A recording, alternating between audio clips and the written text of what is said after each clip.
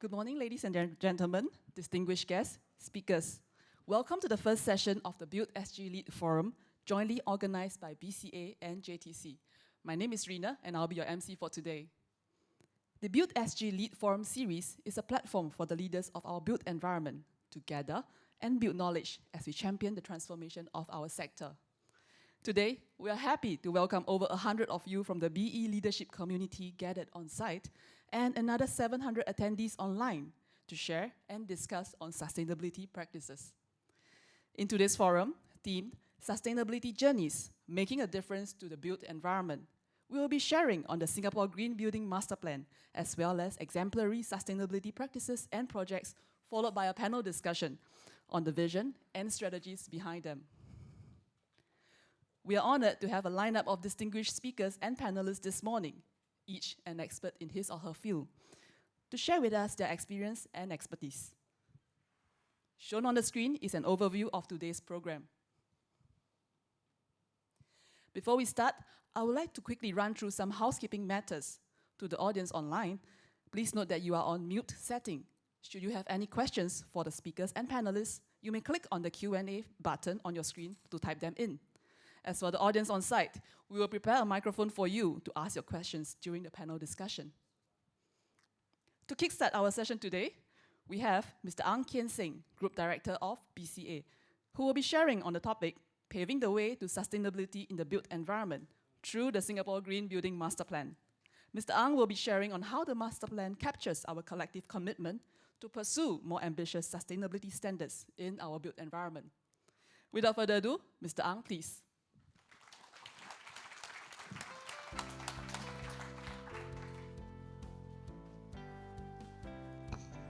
Morning, everyone. Thank you for having me. If you look at the title of the slide, it's slightly different from the program, but it means the same thing. I've been working on the Singapore Green Building Master Plan for half of my life, actually. It is what we call a Swiss knife. It can be used, can meet many functions, many objectives. And in this presentation, I want to share how it helps Singapore's climate change mitigation measures, as well as how it is also part of our industry transformation map. Green building has been one of the three focus areas. So you see on the front of the slide, there is NCCS logo there, because I thought it's also important to share the whole of government, whole of country perspective on what climate change means to Singapore and why we are doing certain things in the international arena.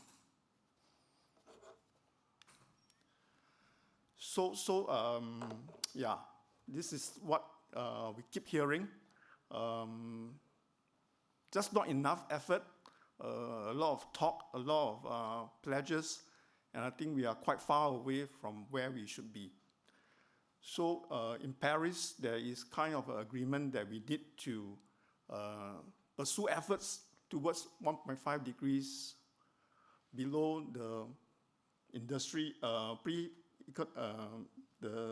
norm, so that we will be able to address some of the effects of impacts of climate change. So based on the submissions, pledges from the countries, you can see from the chart, we are going to need a lot more effort going forward.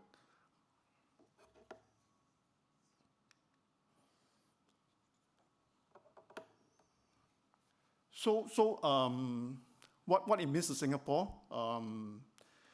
We are a city-state. We have certain constraints in terms of what we can do in trying to mitigate climate change in terms of renewable energy deployment. So there are quite a number of constraints. We are also what we call an energy challenge nation.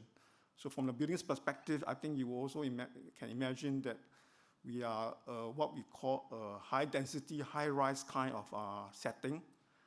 That makes net zero very challenging.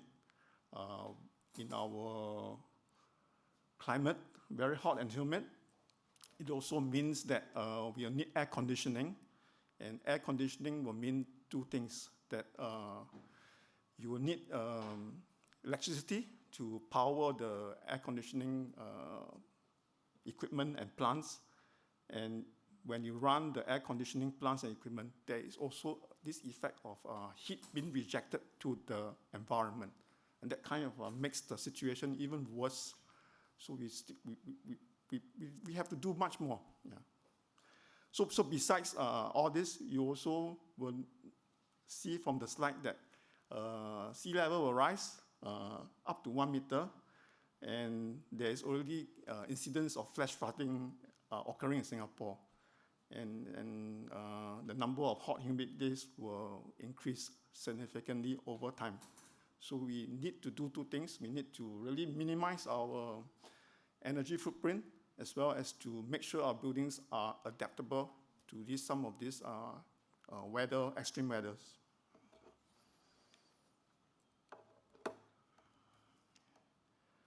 So I explained earlier that we are part of the global community.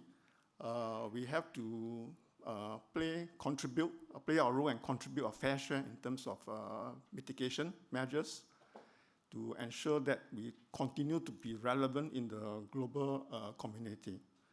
But at the same time, we have been repeating to the world that we are a small country, city-state.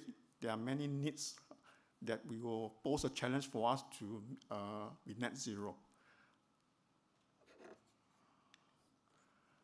So this is what we have actually committed in 2020. So that's following the Paris Agreement. We presented our what they term as nationally determined contribution, NDC, and we put them together as what we call a long-term low emissions development strategy. And the headlines is that we will reduce our emissions by half around 2050 and aim for net zero as soon as viable in the second half of the century. So that was the earlier commitment.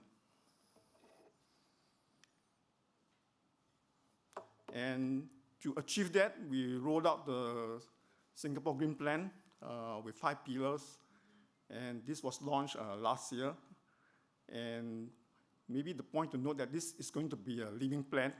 It will continue to evolve based on the external circumstances, as well as the maturity of technology going forward.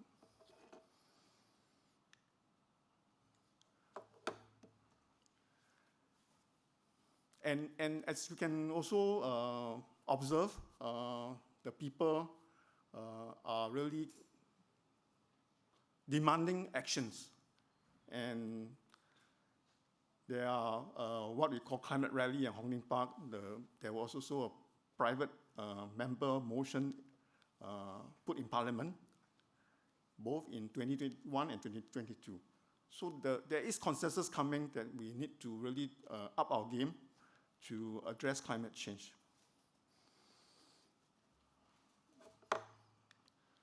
So for the built environment sector, we started kind of a bit earlier.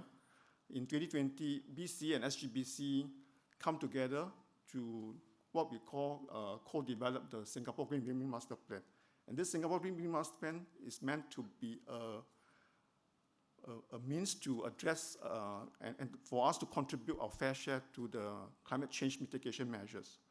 So we do a bit of what we call stakeholders engagement, and the consensus we get is that they are demanding more ambition, faster actions, and also hoping that they can kind of play a part.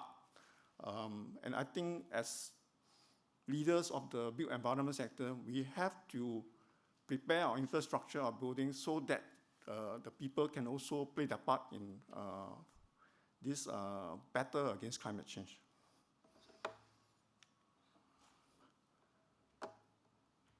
So in the meantime, I think over the last couple of years with Trump out of office, there is a renewed momentum, and people, and thanks to some of the activists, they are calling for more actions.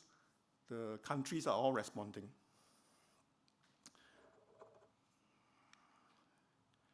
So in terms of pledges, you can see there is a shift. In March 2020, there were only 18 countries pledging net zero. So by the end of 2021, that was because of the COP26 in Glasgow. Some of this work by EU countries, UK in particular, getting a lot of people to commit to net zero. So the shift is now 84. So that is quite a sizable proportion of the whole international community. And that includes some of these countries around us, China, Indonesia, Thailand, and even Saudi Arabia. So in the meantime, there were also developments around some of these carbon credits rulebook, because this is important for city-state like Singapore. We probably have to depend on some of this to help us to get to a net zero. So with these developments and then with the stronger investment in low carbon technology, we are seeing that indeed there is an opportunity we can actually get to net zero. So earlier this year at the budget, there is a decision to shift to a decarbonized economy. So and at the same time, there was an announcement of the net zero ambition around mid-century. So that is a kind of a shift, a major shift, a decisive shift. And I think all the different sectors, building sectors, the grid, the energy sector, the transportation sector, all will have to do their part. And there is also this carbon tax that has been raised substantially with a clarity on the way forward. And that actually helps the investment community, the technology developers in terms of having a good business case for green solutions across the board.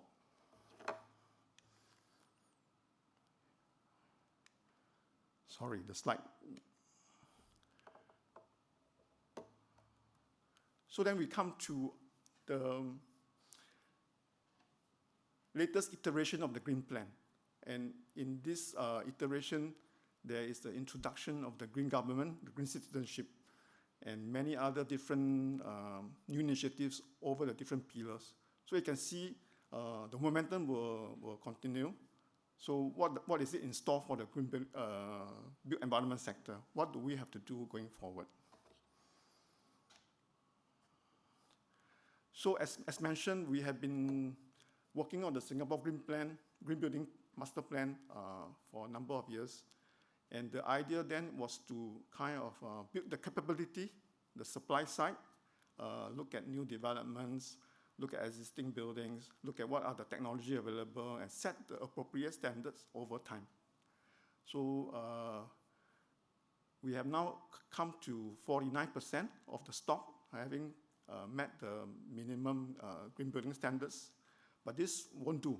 So therefore, together with the industry, the stakeholders, we came together to develop what we call the latest iteration of the Singapore Green Building Master Plan. And this is what we call the 80-80-80 in 2030. So there are three key goals. And the first is about, it's the same, just that we also want to go back and raise the standards so that the quality, the performance of the buildings are much better than before.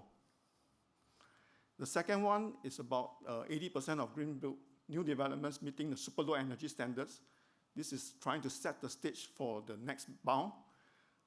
Super low energy being the best performance right there with technology that can avail us. And we definitely need to do more of this so that the whole industry becomes conversant with what we call super low energy design for new development. So the goal is that by 2030, a good majority of the developments will meet the super low energy standards. And finally, the third goal, the third 80 goal, is about innovation, about how we need to continue to invest in our R&I, the research and innovation front, to bring about new solutions to the market that will help us to improve and raise the energy efficiency standards to the 80%. Currently, we're about 65, 70, and there's still some way to go.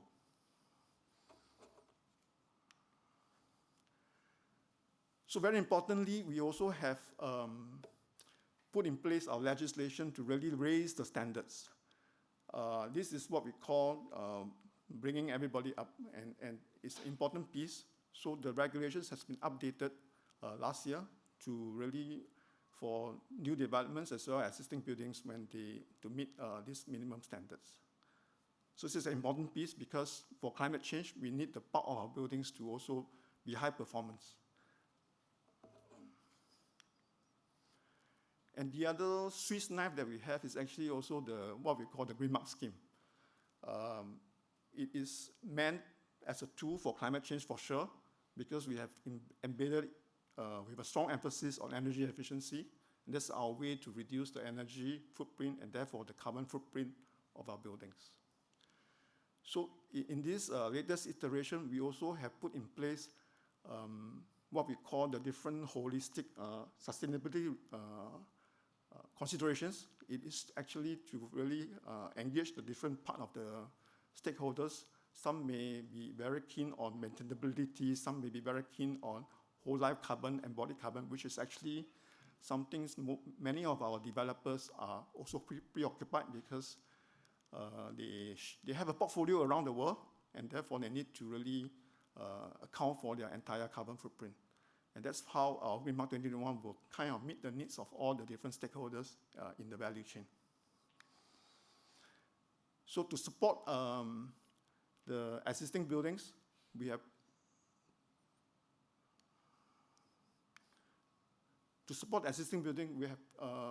also announced the launch, or maybe not the launch yet, because the scheme is still under development. We will kind of roll out in the weeks ahead. This is to really get our existing buildings to come forward to meet even higher standards than before. And there's support for some of this solutioning, and therefore hopefully the entire value chain can come together to really reduce the overall carbon footprint of the building sector. And another important piece is also having the need to create lead demand for new developments. So that's where there are two important pieces, the government taking the lead.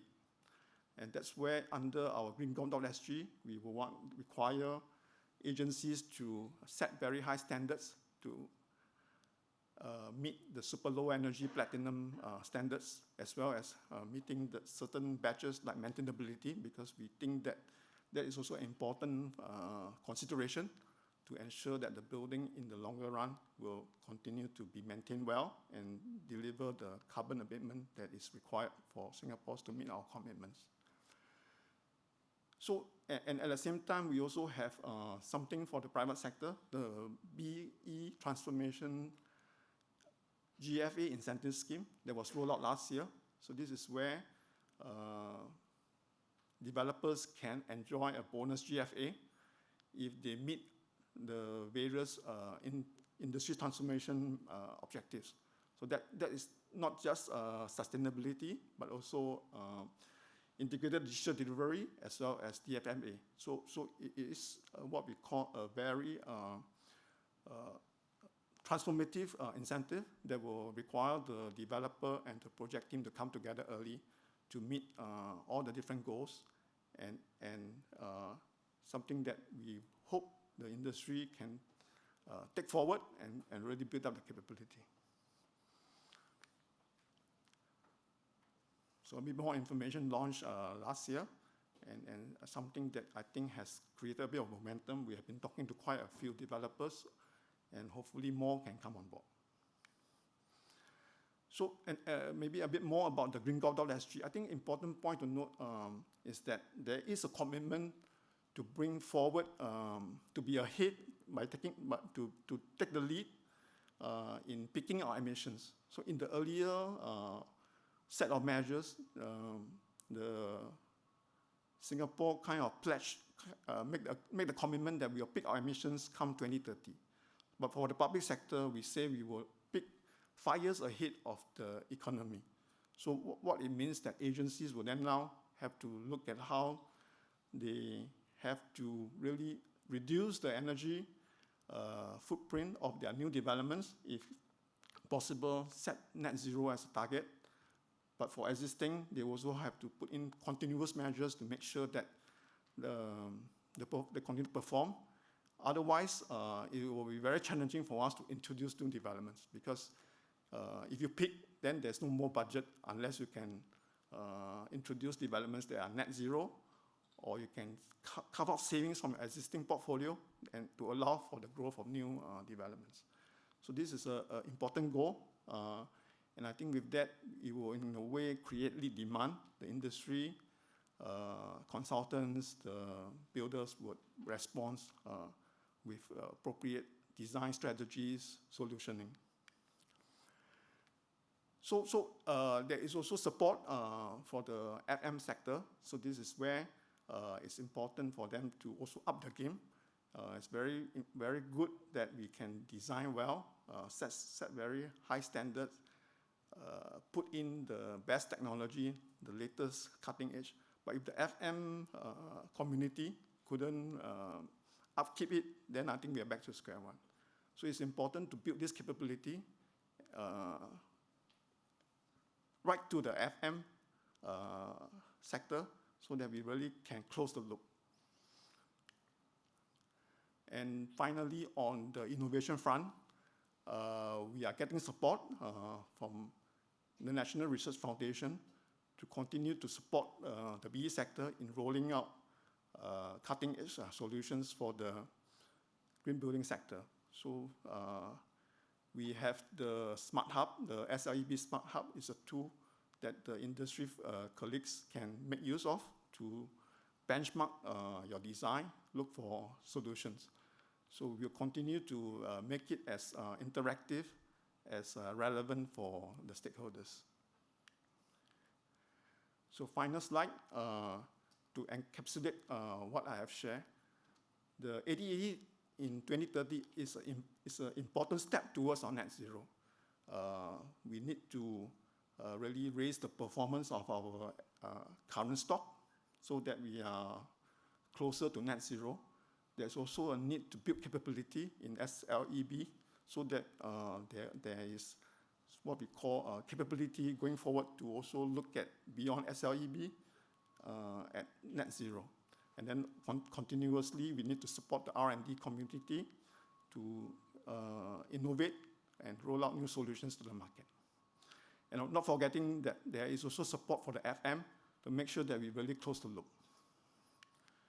So with that, I hope I have painted the picture that the green building sector has been kind of,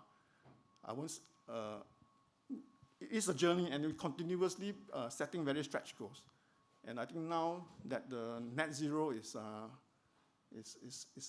put in place, we will have to rise to the challenge. So I look forward to working with all of you in this journey. Thank you.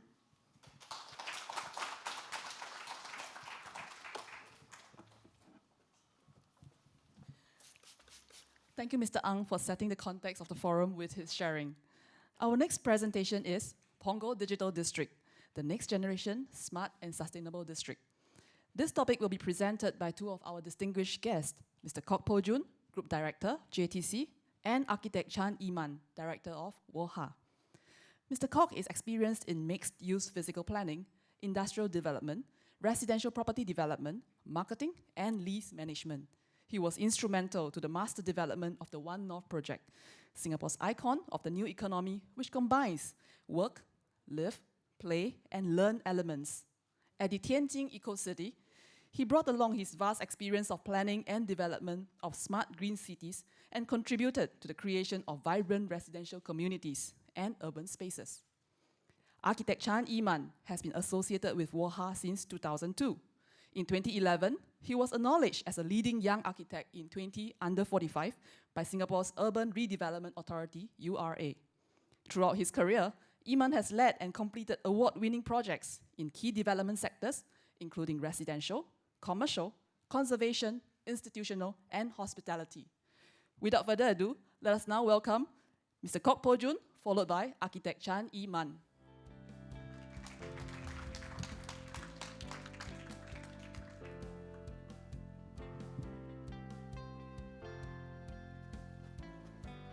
Good morning, everybody. Good morning to distinguished guests and audiences and our guests online as well. My name is Po Jun and I'm from JTC, and today I'll give a joint presentation together with Iman. I'll cover the developmental aspects of the Punggol Digital District, mainly looking at the hardware, the software, how we integrate this to achieve the sustainable goals that we have targeted ourselves. And of course, Iman will also share with you the hard work that has been put into and the thoughts behind the master plan, the design of the building, as well as very attractive imageries that we'll share with you to see and show you what PDD will be like when it's completed. Before I begin, I just echo what Ken Singh said. I think the effects of climate change are very apparent, and we're all feeling the heat. PDD is very exciting because it's embraced by a lot of greenery. You may not have seen a site where there are monkeys and wildlife passing through the construction site even throughout the day. But in recent times, the last 2 weeks, we see them only coming out at 6 p.m. In the evenings, where it's much cooler. So even the animals are feeling the heat, and I really feel for them. So I have to do something for this sustainability agenda. So very quickly, this is the presentation outline. I'll talk about the value proposition because it is very important for us. And before that, an introduction to JTC. We serve many accounts, 7,000 of them, and we are the lead industrial developer in Singapore. Of course, there are also up to 5 million square meters of industrial space that we manage, and more than 80% of the land, or about 80% of the land that industrial land catered for, is under the care of JTC. And we think the future lies in the next generation of estates that drive the industry transformation, namely the Jurong Industrial Innovation District, JID for short, Woodlands, North Coast, and today we'll cover the Punggol Digital District.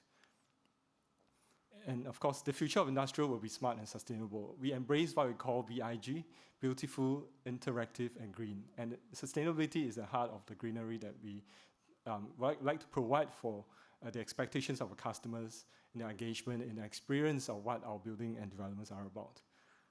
So this is the big plan that we have, echoing what the Singapore Green Plan is.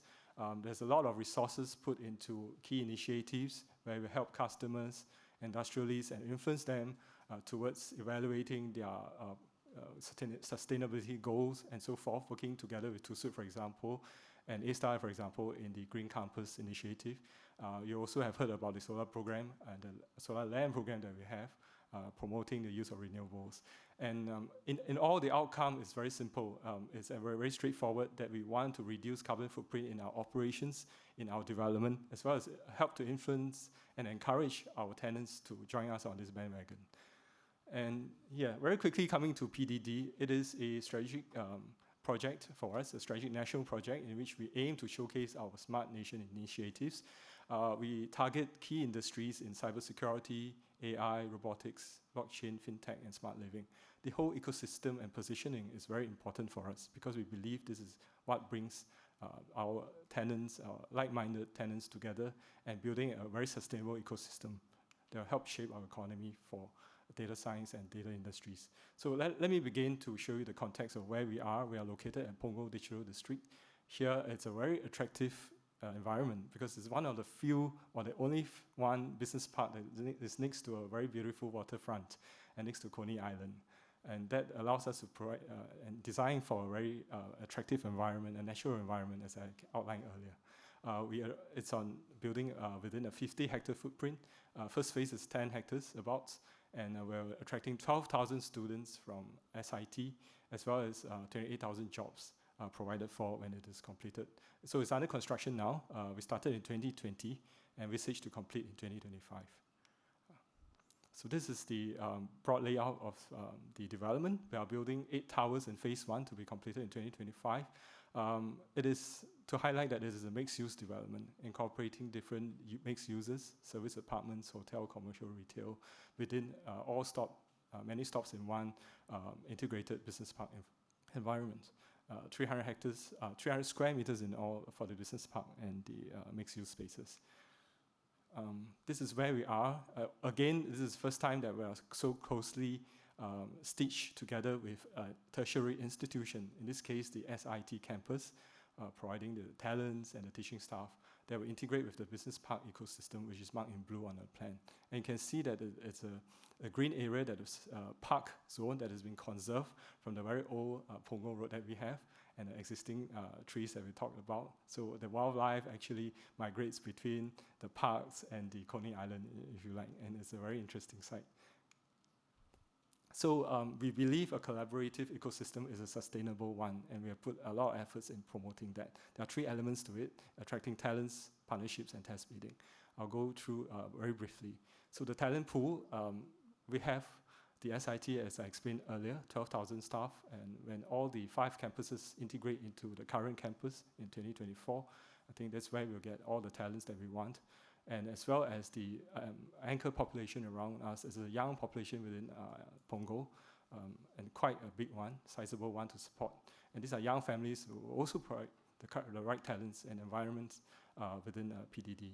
The partnerships that we have, besides engaging relevant agencies such as GovTech and as well, and then we will also have the private sector associations, including AISP, Info Security Professional Association with us, and building up a pipeline of anchor tenants who are in the industry, including Boston Dynamics. We'll talk about Wan Xiang from China, who is also in blockchain, and so forth. So every year we will announce the key tenants and anchors who are in here, who are like-minded, and we believe in growing the ecosystem together. And lastly, talking about test bedding opportunities, yes, we would like to highlight that, yes, what's new here is an open digital platform. If you like, it is a smart building OS that we are growing and developing for PDD. With it, there are 3 elements: a sensor embedded environment, collecting data which will be shared with industrialists and for the business ecosystem. And lastly, providing microservices, which I'll touch on very briefly later, including the data analytics as well as the digital twin. On the right, you'll see that there's what we call a smart grid. A smart grid cannot be smart if it doesn't know when to connect or disconnect from the main grid, because there we'll be able to achieve the resiliency as well as energy optimization as a result. And within the smart grid, you can have verticals, distributed energy verticals. We're talking about cars, vehicle to building, or energy storage systems, and so forth for test biddings. So this is where we provide the environment for the tech companies to test bid their products and to work with us and partner with us. All right, and I'll not go too much into this. As you can see, in smart building environment, we'll provide the right amenities and lifestyle to make it attractive for our investors and for our customers. And we are a car light zone, 30 minutes away from town, and it's all pedestrianized. And see, if you look and recall the plan itself, it's just 800 meters long, but it's all many stops in one, meaning it's integrated with different amenities that you do not have to drive across. In fact, many Punggol residents will say, I do not have to leave Punggol anymore because I'll have everything all in one place. Right. So in terms of energy targets, there are very bold, ambitious ones: 30% less energy, less waste for us, as well as renewable energy investments into the rooftop solar panels as well. It is Green Mark Platinum, as well as we also have a SLE building in one of our towers, Tower 4, which is MET, a mass engineered timber constructed.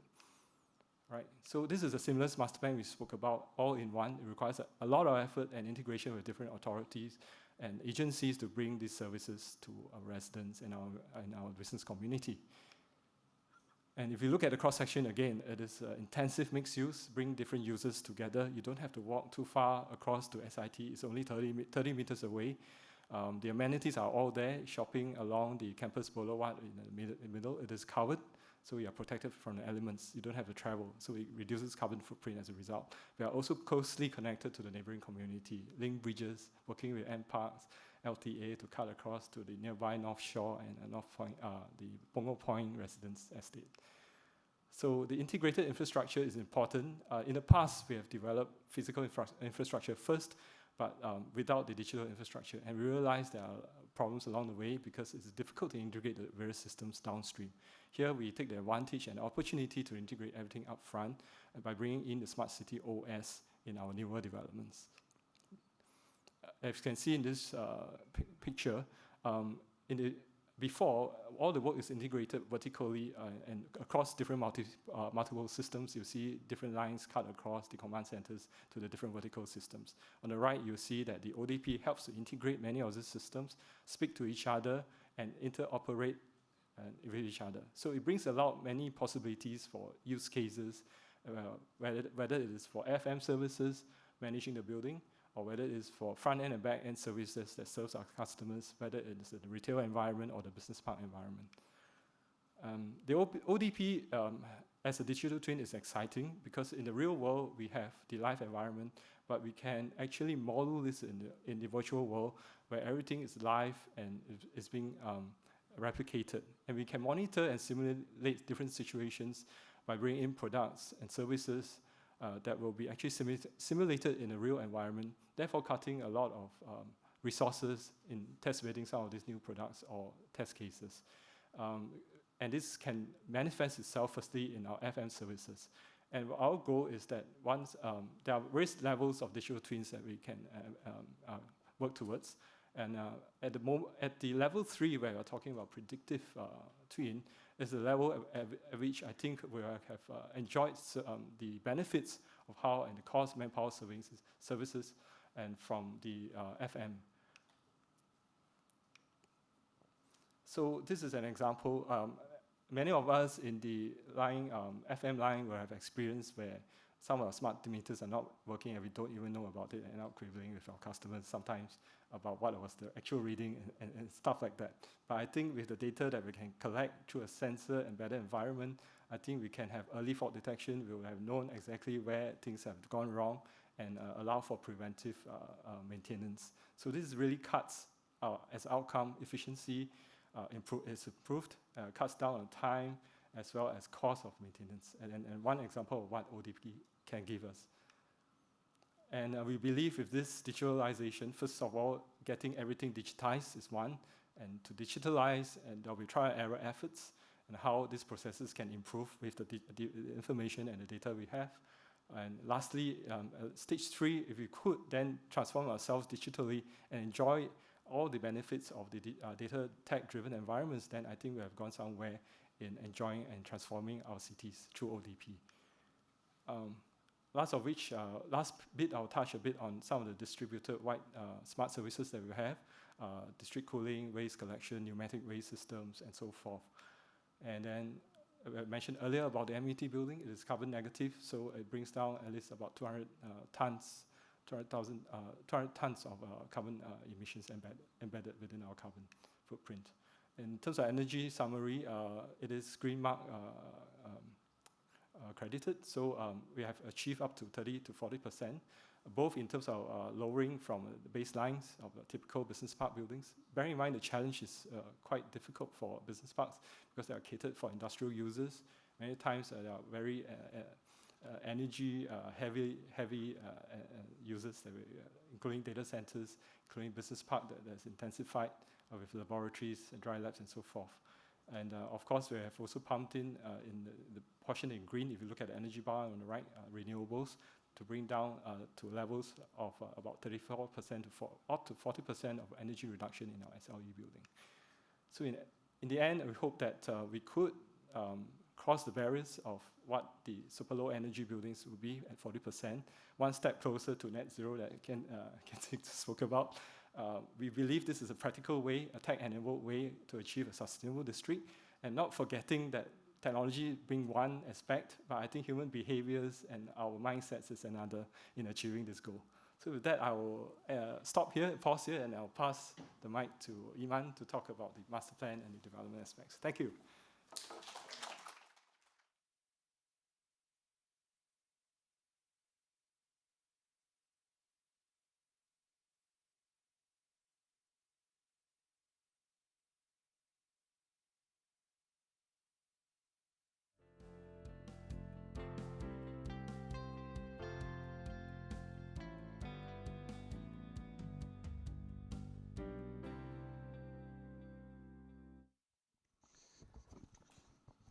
Hi, good morning, everybody. I'm the one who gets to show all the pretty pictures for PDD. But also, I think before I start, so I just had to rush out to the washroom, and so it's a naturally ventilated washroom. So you got this beautiful MET building that's coming up at the BC Academy, and I think so that's exactly what we are trying to do at PDD. All right, essentially developing a environment for people to come and work, live, learn, play, and then do so in an environment that is sustainable, that so that encourages, I think, living habits that allow us to go towards that zero carbon or net zero carbon environment that we are so looking forward to. But as Po Jun has rightly pointed out, our journey started 10 years ago when we developed the master plan for PDD in Punggol. And Punggol North used to be a plantation, so it's where people go to escape the city. And I think as we are looking to redevelop the location, it's just one of our priorities was how can we retain, I think, what's people's memorable days spent in the wild in Punggol, and then how can we intensify or densify the location without sacrificing some of these memorable places.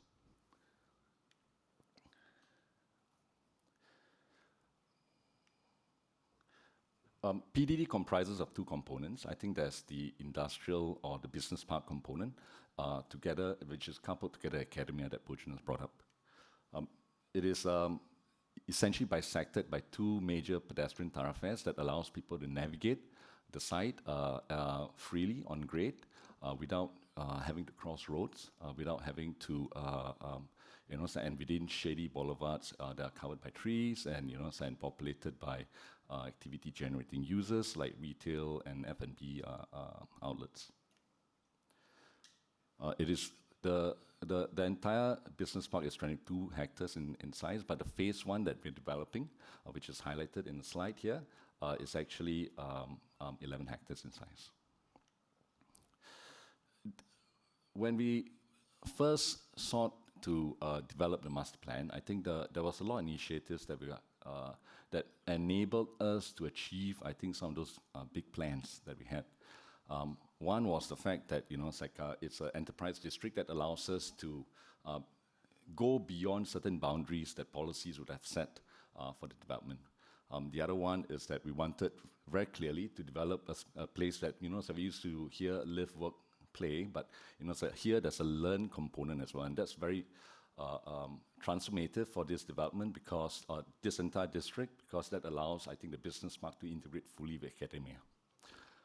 It's also going to be an inclusive community. I think the community is very important to us because, so as we intervene or as we develop, so it's important to get the buy-ins of the local population. And in this case, the new residents of Punggol North is going to inhabit and populate this space just as much as the business workers or the students.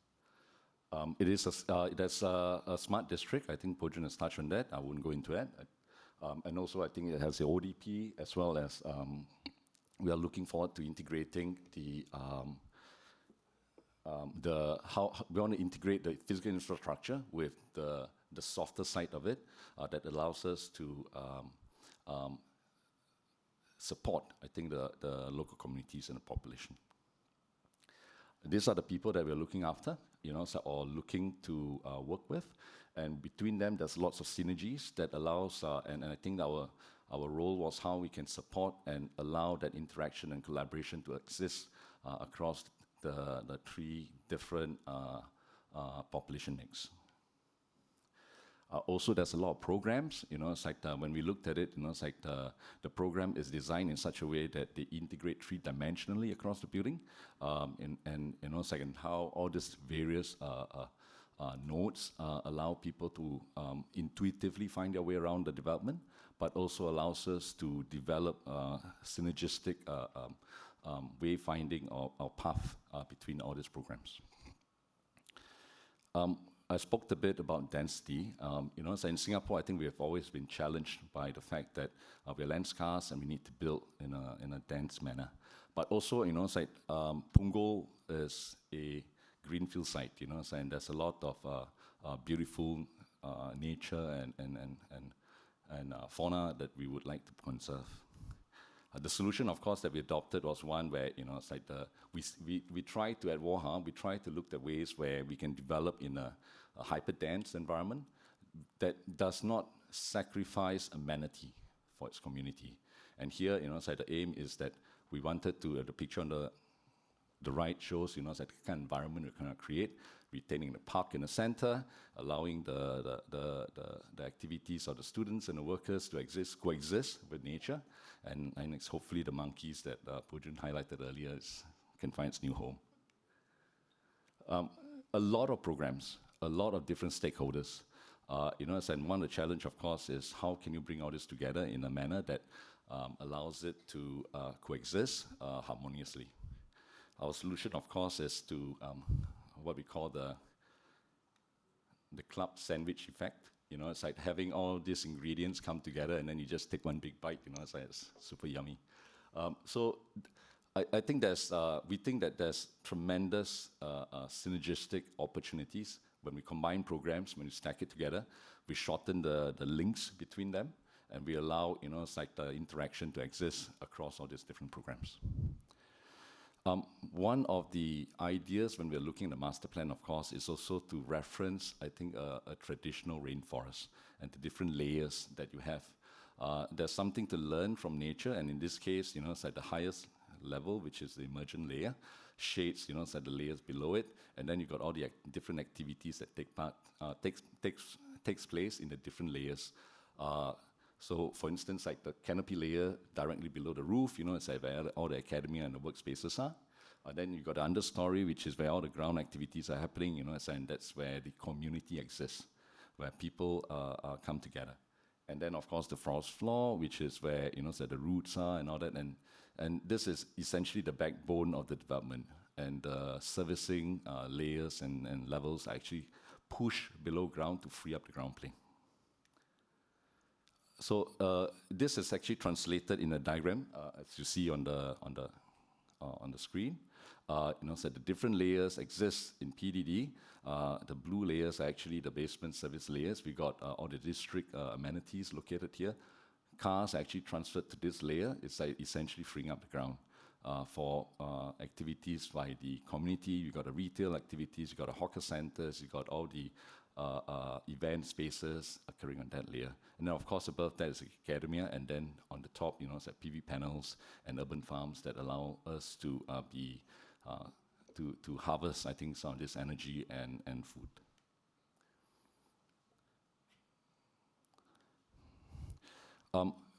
We developed together the other stakeholders, LTA and all the other government agencies. It's a system where we were very clear from the onset that so while we still depend on vehicles, it is important to make this pedestrian-centric district, and that will allow us to lower a lot of the carbon emissions and also push the more polluting vehicles and all that outside the site, and then and free up the center for the people and the animals. In the basement, there's a whole network of infrastructure that links up all the different buildings, allowing us to integrate, I think, district-wide infrastructure, from district cooling to power plants to logistic hubs, and all the car parking areas are all interlinked. So if one car park is full, you just move on to the next one. And that allows us to essentially benefit from the fact that this development was planned as an integrated district from the onset. Integrate with this, of course, is also the underground MRT structures and the above ground bus interchange. Another cross section, I think this time across the community spaces, you can see that it's like we got a campus boulevard earlier that was highlighted. It's like that is running, bisecting the site between PDD and SIT. And you got the hawker center and the bus interchange all within close proximity. So literally, you're just stepping on the bus, you're at the hawker center, you just buy your food, so you can also take the bus for your last mile connection back home. The ground is also designed to be very porous, meaning, it's like we get a lot of the spaces in PDD are all naturally ventilated. There's very little energy that is being used to cool all these public spaces. All our toilets essentially, or 95% or 99% of them is like naturally ventilated. Corridors in the business parks, as much as possible, are also naturally ventilated. And so, you know, it's like there's a great, I think, interest in looking at less energy intensive use for what is traditionally air-conditioned spaces. But the porosity of the ground is also great for the people who are navigating the site. In that, you know, it's like there's free movement across the site. You know, it's like and this part of the part that connects between PDD and SIT is also covered by giant canopies. There's BIPV panels. The pedestrian thoroughfares that's highlighted earlier actually connects major nodes across the site, and these major nodes are where the major congregation spaces are located. And along these nodes, this is a view of the current or the old Punggol Road, you know, and how when we're done, you know, it's going to be rewild and returned, you know, to its natural environment, and that will form, I think, rekindle people's memory of Punggol again. These are the view of the shady event spaces or congregation spaces we have in PDD. This is actually, the building actually hovers above and shades the activities below. Our office lobbies are also naturally ventilated, a bit counterproductive when you talk about, you know, it's like a bit counterintuitive when you talk about, I think, some of the people that you expect here. But, you know, it's like with the well-ventilated, cross-ventilated spaces, open spaces, you know, so we also benefit from views on the greenery and all that. And I think, you know, it's like we have demonstrated that it is thermally comfortable, and it is also a space that, you know, so because it's transitionary, there's no need for us to be using energy-intensive air conditioning here. Cross-section across what we call CC2, the central development. You can see the MRT station is fully integrated with development, and this is the first MRT station in Singapore that has a structure fully integrated with the buildings above it as well. And you know, it's like and there's tremendous synergy that there's gained. You know, so when we try to join up and, you know, so integrate, I think, all these different developments together. The nexus that you see on the screen is actually the main orientating space or event space. Is 5,000 meters square, shaded by the buildings above, big span structures, and, you know, it's like directly below it is MRT. So you can imagine that it's like this is the central, I think, urban fulcrum that allows people to orientate across the site.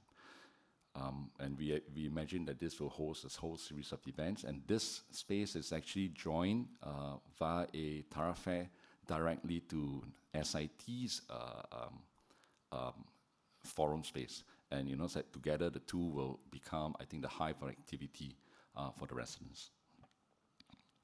An image of this shady space that is naturally ventilated, open to the external with views of the greenery. Directly above, you know, so we did not forget the office workers. It's not just the local, I think, a residential community, but it's also the office workers as well. And the spaces are often green. You know, so there's a lot of spill-out spaces for workers, and we envisage on these spaces as spaces that they can, you know, so collaborate across companies or with students. You know, it's an environment that stimulates their imagination. A lot of these green spaces extend also to the stakeholder spaces. We are partnering with EGTA. There's 6,000 meters square of childcare centers, you know, so for the young population in Punggol, you know, and all these are inhabit, you know, so green spaces on the podium, on the rooftop of the podiums, and you know, so this forms the views of the working population around the area as well.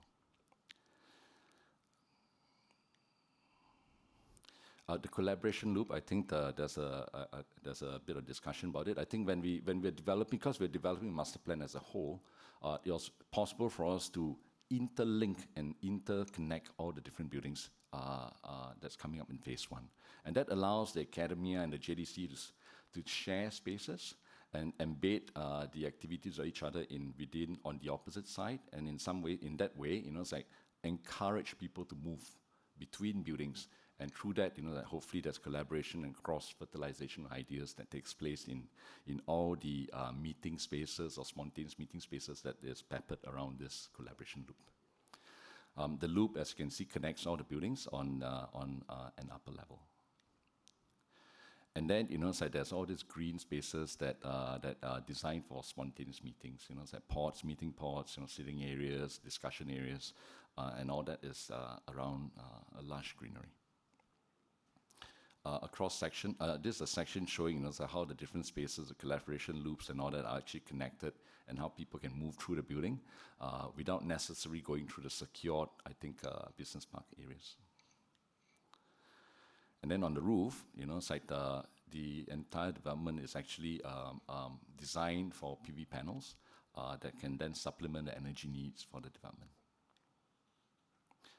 And then below the PV panels, we are actually looking at ways where we can double up the use of the roof space.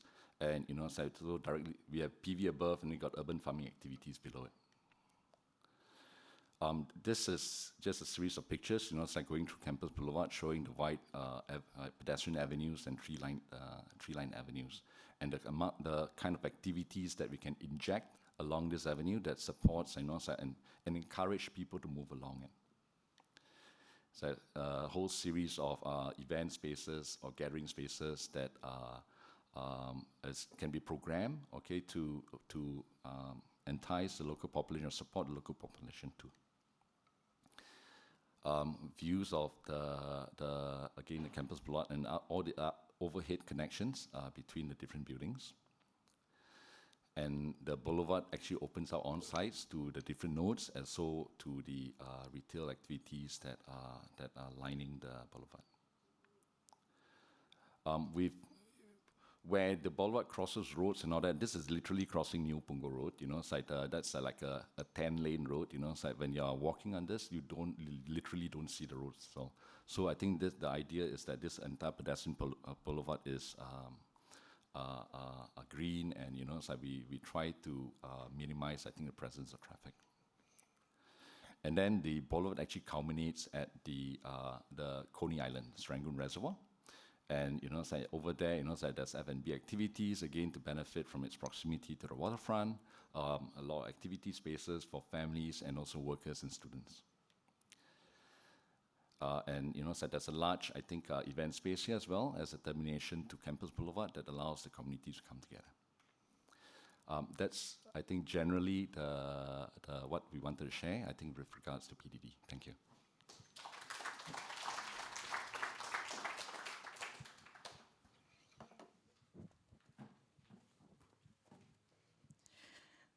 Thank you very much, Mr. Kok and Architect Chan, for sharing this insightful presentation. I'm sure all of us here are very excited for the PDD team. Up next, we have the next speaker, Mr. Sim Pui Kiak from Keppel Land, who will be speaking on Keppel Bay Tower, transforming an existing building to a zero-energy building. Mr. Sim Pui Kiak heads the Sustainable Urban Solutions business at Keppel Land, driving the company's business strategy of acquiring aged commercial buildings in Asia-Pacific markets and transforming them into sustainable and future-proof commercial assets. With more than a decade of experience in future-proof in Keppel Land, Mr. Sim has held various roles in asset management, business development, corporate development, and risk management. And now, let us welcome Mr. Sim, please.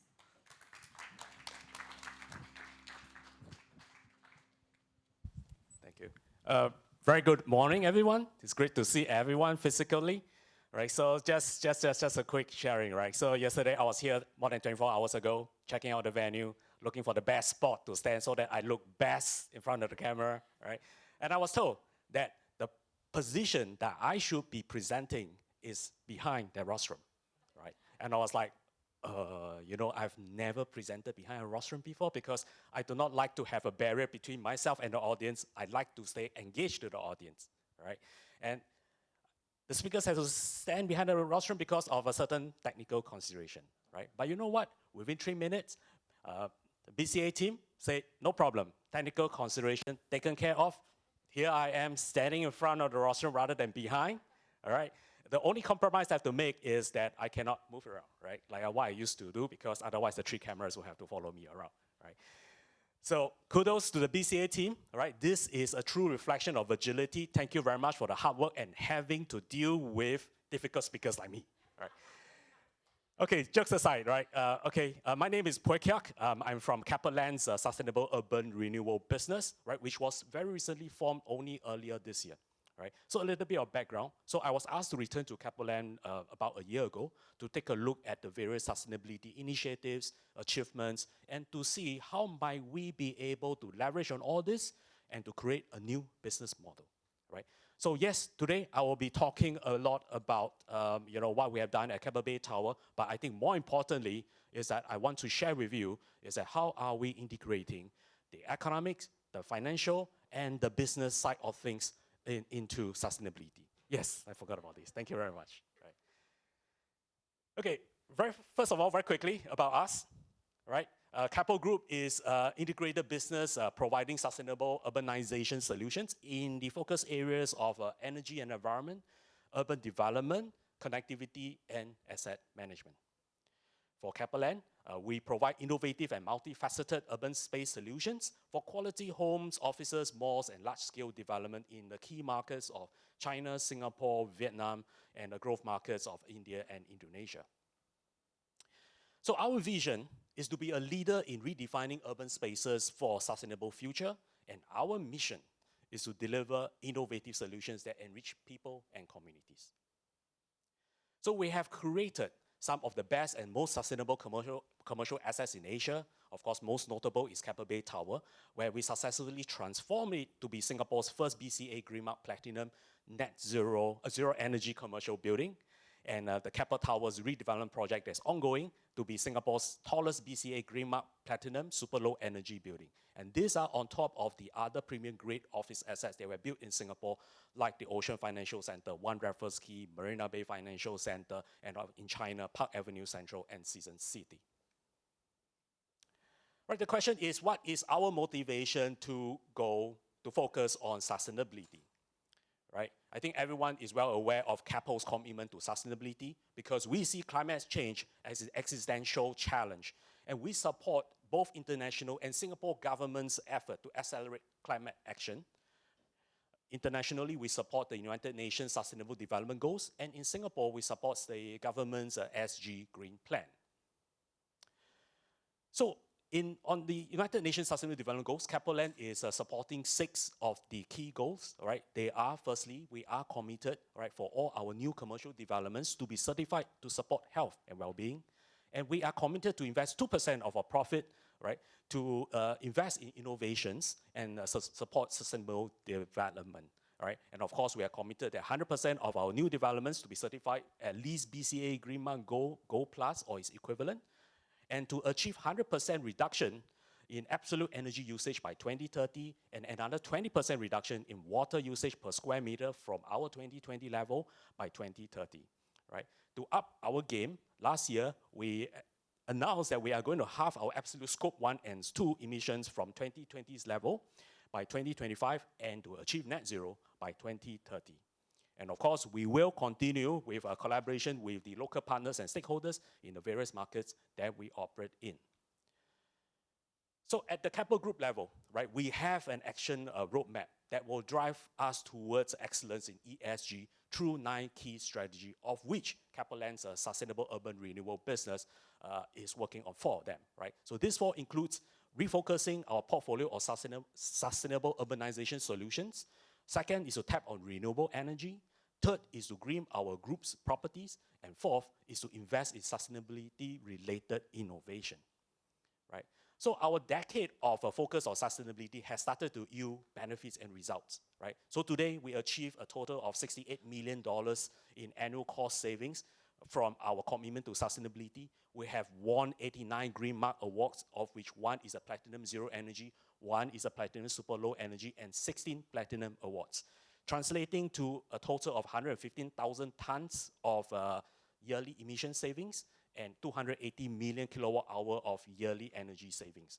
GRESB has also awarded us first in the diversified office residential core category, 3rd times in 4 years. And these are all on top of the other initiatives in green financing and the water savings.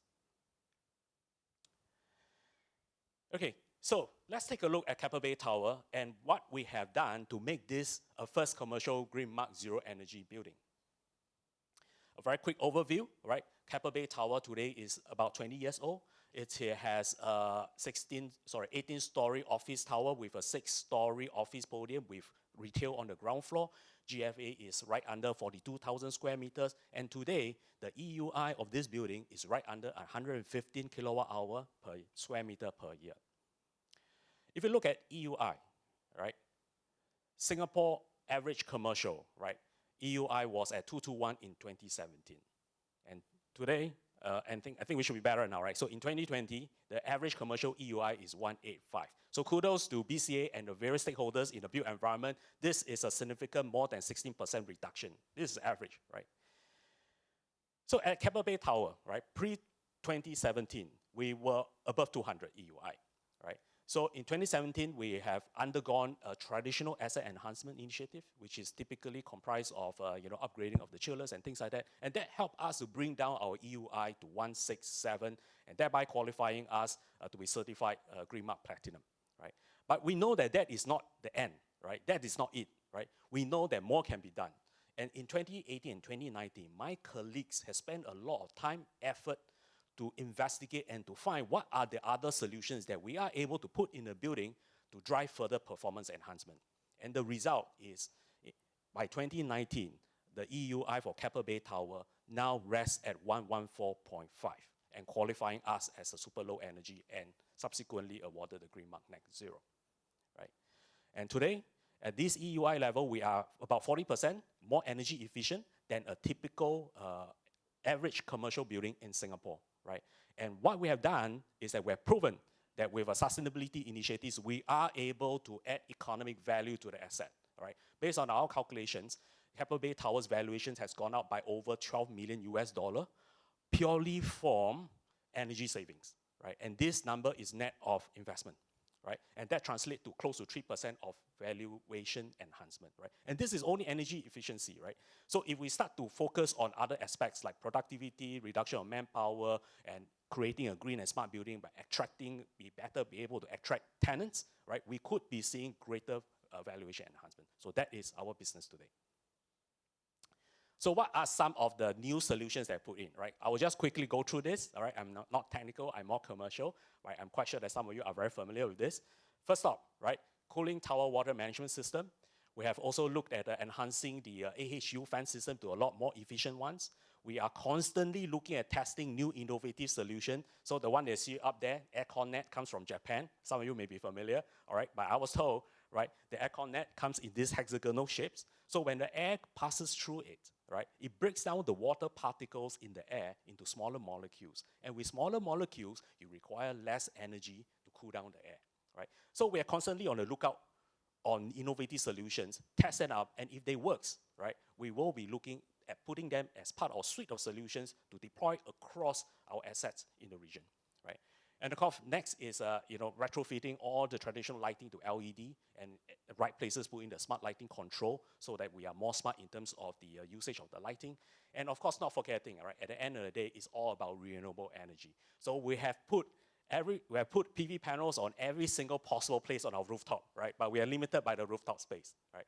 So the balance of the energy consumption, we buy these racks from the Keppel Electric, right, who taps on the renewable energy of the PV panels that's installed at the Keppel's offshore and marine yard in Tuas. So this is how Keppel, as a diversified conglomerate, works together to promote sustainability, right? And of course, what is next is that beyond the infrastructure that we put in the building, we're also starting to look at how might we be able to leverage and integrate the various sensors within the building to improve the performance of the building, right? So indoor environmental quality, or IEQ sensors, is deployed in the building. That helps to take live data in terms of how safe the air is in the building for our occupants. And on top of that, we take this data together with the occupancy data, right? And we put them through AI with a set of rules, right? And that helps to optimize the level of fresh air that the building should take into the building. Because we all know, the more fresh air we take in, the more energy is required to cool it down, right? So if we are able to understand the IEQ level, the occupancy level, and what is the best level of fresh air to take in the building, we are actually optimizing the energy consumption.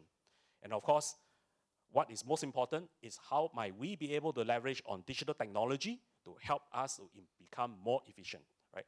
So we have installed an integrated smart building control platform, right, in the Keppel Bay Tower, right? And it has these 4 benefits, right? Firstly, this platform is connected to the BMS, the major M&Es, and the various ecosystem of sensors within the building, right? So what it does is that it ingests the data, is able to show the data live 24/7 on a dashboard remotely and centrally. What that means for us is that we are now able to have the capability of centrally monitor a portfolio asset at one location. We save in terms of the manpower, all right, and we upskill the value of our building managers. Secondly, this platform comes with a set of AI, a set of algorithms that help to digitally optimize energy consumption in the building. And thirdly, it comes also with a fault detection and diagnostic system, right? Again, it's a set of algorithm that helps to pre-warn the manager that an equipment could, in the near future, break down, right? So the building manager takes action ahead of time, thereby saving time and reducing OPEX, right? Last but not least, the 4th point, which is very important, right? By ingesting the data, centrally putting all this data in one common platform in a common language, it opens out the possibility of data analytics, right? And to allow Keppel Land's data scientists to then be able to see how might we be able to leverage on this data to push for greater performance of our assets and perhaps even enhance the experience of our customers. This is a quick visual of the various solutions that we put across a Keppel Bay Tower that helps to bring our EUI down to 115. Right? I will not elaborate on this. Okay. A lot of times people ask me, PK, right? So what is that one thing that you do that helps to bring the Keppel Bay Tower's EUI to 115? The response is there isn't one magic bullet. It is a collection of solutions. Unfortunately, that's a hard truth, right? This is difficult, right? It's a series of solutions, each contributing to about 1 to 3% of energy savings, and a collection of these help us to reduce the energy consumption by an additional 30% from our 2017 Green Mark Platinum baseline. And today, we are about probably 50% more energy efficient than a typical office building, and that is about 2.2 million kilowatt hour of energy saved that can power 400 homes. So what are some of the key challenges that we face over the last 5 years undertaking this project? Firstly, a lot of time, a lot of manpower, a lot of resources is put in to source, identify, evaluate, and test the solutions, right? We probably have tested 2 or 3 times of the solutions that you see on the screen that I presented earlier, right? So a lot of times it has been spent, right, in validating them. And it's only when they are validated that there is an economic case to install these solutions in the building, we put them in our suite of solutions that we can deploy in our assets and projects going forward, right? The second challenge is that if we are applying these solutions in an existing operating building, we are trying to integrate them, right, into an existing building infrastructure. And at the same time, we have to avoid disruptions to the existing building operations and existing tenancies. What that means is a lot more extra man hours is required to deploy these solutions overnight and over the weekend, right? And last but not least, right, gone are the days that we deploy solutions in silos. Today, we are looking at making all these solutions connect to each other, talk to each other, and thereby boosting system interoperability, ingest all their data centrally, allowing us to go for data analytics, and with that, the ability to drive future performance enhancement. Right, so that is what we have, very quickly, what we have done at Keppel Bay Tower. So let us pull ourselves back out, right, look at it from a macro level, right? Okay, so why are we doing this, right? So I think all of you know about this, right? So built environment contributes about 40% of the global carbon emissions, of which about 70% is from building operations, and another 30% is the embodied carbon that arises from the construction activities. Okay. So through our various sustainability initiatives, some of which I mentioned earlier, we are able to drastically reduce the carbon emissions from building operations, right? So we have done a lot about that. But what about the embodied carbon, right, from construction activities? Are we going to do something about that, right? Yes, we can, right? A lot of effort has been gone, but a lot of this embodied carbon is already built in and existing, right? So how might we help to avoid further embodied carbon, right? So this is where CapitaLand's new business model of sustainable urban renewal comes in, right? So what we aim to do is that we will go across the key gateway cities in Asia Pacific market, together with our like-minded investors, acquire older commercial buildings, retrofit them, put in place all the tested and proven sustainability solutions that we have tested, all right? Identify new ones, and also look for new solutions that will help enterprises perform better in these spaces, thereby future-proofing these assets, right? And what we are doing is that we are extending the lifespan of all these old buildings, turning them old to new, and thereby significantly delaying the new need for us to redevelop them, right? So we can't get rid of embodied carbon, but what we can do is to avoid introducing too many embodied carbon into the into Earth, right, by delaying the construction activities. Okay, so the question is, why do you want to go through this? You know, it sounds like a lot of hard work, you know, a lot of effort and resources are required to do this, right? So it all comes from our customers, right? So our customers' focus is shifting towards sustainability, right? Both our investors and enterprises today are requiring their real estate to be more sustainable to meet their ESG standards, right? Based on a recent PwC and Urban Land Institute survey, 62% of the enterprises currently have or plan to have net zero carbon emissions target for their real estate by 2025, right? And 72% of investors treat sustainability as either a mandatory or a significant consideration. Now, this is in 2022, right? This, or the survey probably did last year, right?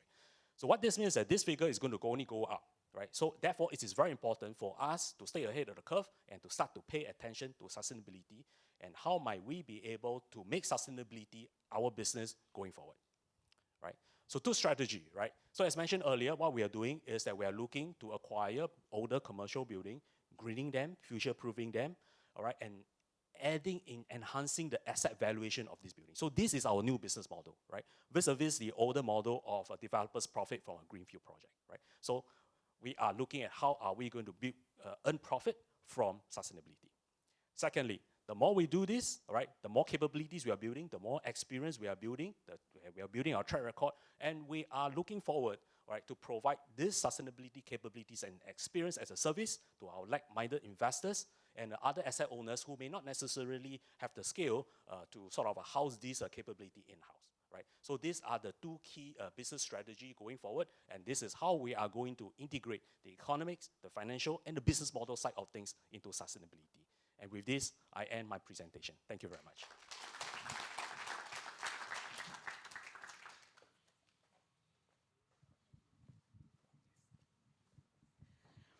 Thank you very much, Mr. Sim, for sharing with us Keppel's vision and commitment to drive sustainability.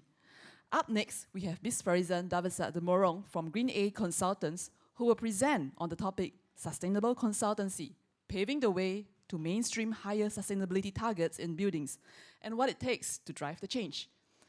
Ms. Farizan is the founding partner of Green A Consultants, a sustainability consultancy firm based in Singapore, with projects in Africa, Southeast Asia, Europe, and the UK. Training both strategic and technical consulting, Ms. Farizan has more than 25 years of experience in the built environment. She was conferred with the Green Advocate of the Year for the BCA SGBC Green Building Individual Awards in 2015, a sustainability leadership award launched to recognize industry leaders for outstanding contribution in the industry. She serves as a board member of Singapore Green Building Council, and she is the second vice president of the Singapore Institute of Building Limited. And now, let us welcome Ms. Farizan, please. Hello, everyone. It's been a very tiring day because World GBC is having 24 hours of celebration of net zero throughout the world, so I was up till like 3 a.m. So typically for those who know me, that I normally have a free speech, but for today, allow me to actually get through some narratives to get it going. So it is a pleasure to be here this morning. Over the last years, since the launch of the super low energy, there has been a very good traction on the ground to achieve higher sustainability targets. The competitive business landscape and commitments organization made has also accelerated the uptake for higher sustainability targets. In Green A, we ourselves pride in being certified zero energy and zero carbon, ready by Institute of Living Future, and we are also the only ESG consultant in Singapore verified by the SBTi. As a sustainability practitioner, I'll be sharing along this way experience and reflection of my journey of taking on the higher sustainability agenda locally as well as abroad. So, the topics I'll be sharing are the elements of adoption of sustainability change, securing target ownership for the change, driving innovation change, and briefly covering some projects reflecting on some trends through my observation in Singapore. So the topics I'm going to cover is a little bit difficult to articulate. So why we actually adopt this change and what are the reasons for this change? Firstly, there has been a lot of focus on requirements for incentives or grants, of which is needed to advance our sustainability targets. It is, I must say, at times, the only decision factor to go for higher targets. Secondly, compliance. This is a no discussion topic of which the results are guaranteed. In short, we achieve higher sustainability targets through financial motivation or legislative push. The next two elements of adoption for sustainability change in Singapore is the boss says so. I have this all the time. And peer challenges. Face the facts. These are the facts. So in this, matters to reach higher sustainability targets are attained through instructions carried down from the top. As for peer challenge, the action is mainly competitive and business-driven. All of these factors will get us the results, no doubt we want. However, the sustainability engagement here is not sunken to a level that the change is sustained as the adoption is rooted on an agenda of a task. This translates to merely ground target achievement, and the push is subject to factors other than the environment. The driving energy that is created due to the above will not spur to capture the opportunity of higher sustainability targets, as doing what is expected or required suffice. Which brings me to the next topic of securing target ownership for change. So, to move this from target setting context to environmental opportunity, we would need to focus on the people, not only on the technology. We have great technology, no doubt, but how we use it and understanding of its advantages is important. Otherwise, it will turn into disadvantage very quickly. We need to train and expose our stakeholders to become environmental custodian, to believe in the environmental impact as a judging decision to the technology that we adopt, and not restrict it to value and quantitative analysis alone. By doing this, it changes the way we push ourselves, the way we think, analyze problems, and the way we adopt certification beyond the tick box. This will then be the deep change that is needed. We can't keep saying we need a mindset change without placing enough seed for that change to happen. We need people to drive sustainability change and the change to pave way for higher target adoption.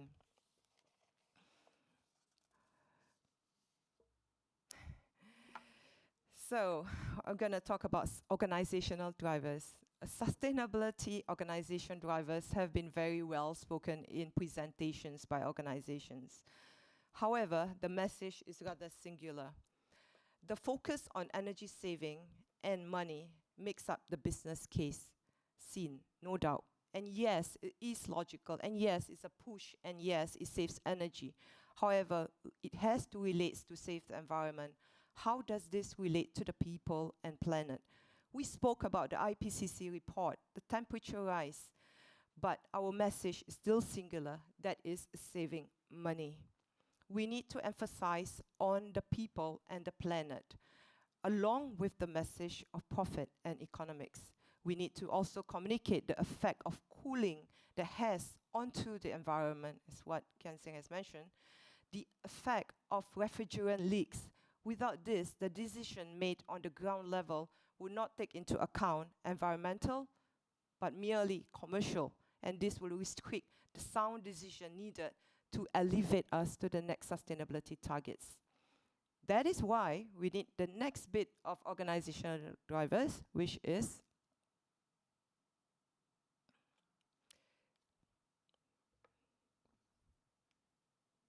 choose a good team. It will make a big difference. Choose a good team. It will make a big difference. A good team will support the environmental decision going forward and push with confidence and work together despite challenges and find a way through problems. In team, this also includes the owner and the developer, and most importantly, not just the top management that sets the scene, but the manager managing it as well. As I've mentioned initially under the boss said so, the top-down approach which happens in countries or internal organization may produce up to target result. Beyond that, it's up to the players to determine where it will take next. With a good team, solutions will naturally happen. Example, finding PV roof space, which is limited, reporting on green costs, which is important in decisions to be made, and many more, as the cooperation and the synergy between the team will make it happen together with team motivation. Next, I'm going to talk about a topic which is close to my heart, which is driving innovation changed. Here, I have commingled a few project similarities and challenges in the super low group, including GBIC projects, which I have taken. The similarities, discounting, cooling, and lightings are often digital too. Basically, the digital IoT or IOC, Internet of Climate or Internet of Things, system as a lever for monitoring and control operations, as well as solar. The other similarities are the adoption of solar, which is as mainstream as it is. There are still pockets of pushback, not on installation, but even in getting it ready. Once again, do what is only required attitude is quite apparent. The challenges are abundant. I go through it up and down so many times, more than I can take the elevator. The thermal comfort, perceived comfort. What is cooling without draft? I'm referring to displacement ventilation here. Hence, comes in the familiarity versus the adaptation of users to the environment. The perceived comfort of what we have with draft is very different from what we are actually getting with innovation. And we need to get ourselves adapted to that new comfort. The second one is digital sensors. The term that you can't improve what you can measure is so overused and out of context most of the time. The more is not merrier. Reflection and understanding what to do with the data is very important. I'm sure we all know, but knowing and doing gives us two different results altogether. So driving innovation change is two aspects. There are two aspects of innovation experience I would like to share. The first is the need to inculcate a mind that accepts innovation can be imperfect for perfection to happen. Like in most early innovation, there are bugs, there are faults, tweaking, and then there's the buyer buy-in, and then there's the user buy-in, and then there's the part that I mentioned, familiarity and adaptation, to see good applied innovation sometimes gets override or go into a self-death, not because of the technology, but because of how it's being operated, which tarnishes the potential of the technology going forward, and that's quite sad. And the other aspects on innovation is it's not only about singular product technology, it's about the harness of different technology sectors that brings the best of it. That's what innovation is. So you could have a few technologies coming forward and produces different results altogether. That's open innovation. So everybody likes to talk about projects, so let me talk about projects. So one of the project local spotlight, that is the completed and operational building, multi-site building of PSA, which attains super low energy. It was a challenge as it was constructed during COVID period. The target was not just the super low energy. Actually, my target personally, when I was working on the project, is for it to go all the way to 0. However, the ambition to get it covered under 4 megawatt for the whole project to cover was quite a challenging feat. And the only thing that we can actually try to do is to monitor the building operational throughout its lifespan. Do remember, we are dealing with industrials here. We're not dealing with office, we're not dealing with residentials, there's more to stick at it. Everybody likes to talk about innovation. We have a good 10 different innovations in the building. A mixture of single and open innovation and customized innovation. The innovation here was not a challenge call. It was a blended technologies was used, and Green A is the system integrator and innovator to some of these products and systems along the way. Some are off the shelf, coupled with another device, or drawing out a different schematic which produces a totally different outcome.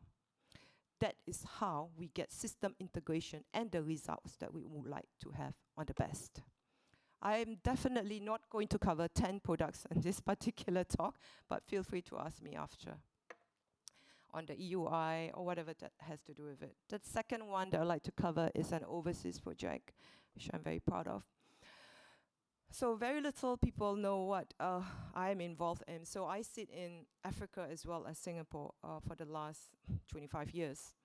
So this is one of the overseas Green Mark district project. And overseas projects such as this, I like to highlight, is a district project. Most district precinct overseas faced many challenges. Hence, to see it to completion is an achievement. This is one of them that sits in a 40-hectare site and has achieved the provisional Green Mark certification. It has now completed by 95%. And I do supervise the project myself, so I am very close to the project that I'm doing. These are the numbers in terms of energy, water, material waste, planning, green design, community, and innovation. So how do we actually onboard a precinct far away from the homeland of Singapore? We choose the best of Singapore to actually export. We choose the best system, we choose the best policy, and we choose the best advocacy. In short, I copied Singapore, but I copied the best element and I put the local context into the space. We also bring abroad some technologies in Singapore that we could actually find to place them overseas. In that way, some of those technologies are actually homegrown from here. So I would like to talk a little bit how I actually do it, sustainability in other countries.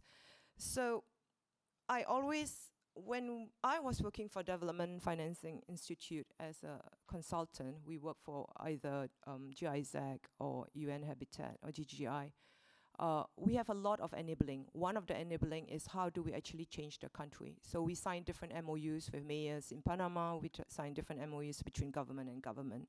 What will happen next was that throughout my journey, I realized the top-bottom approach may work in Singapore, but what is actually the best is the top-bottom and bottom-up approach, and we meet somewhere in the middle. The worst and the most difficult is actually the bottom-up approach. However, in countries or developing countries, the drive here of sustainability is resource scarcity most of the time, instead of all the below, which is hence, therefore, the environmental message is actually deeper. What I noticed, what Singapore does best is compliance as well, which I never managed to get it out overseas market because compliance and rolling out that compliance is very difficult. I'm still trying, and I am very happy to say that it has been legislated in similar countries, which is our Green Mark scheme, or similar to our Green Mark scheme, has been legislated in certain countries, and we are still pushing for it to be embedded across to other countries as well. So incentives, boss said so, and peer challenge is less of a push. I would say compliance is more of a challenge and more of a push to make it happen in other countries.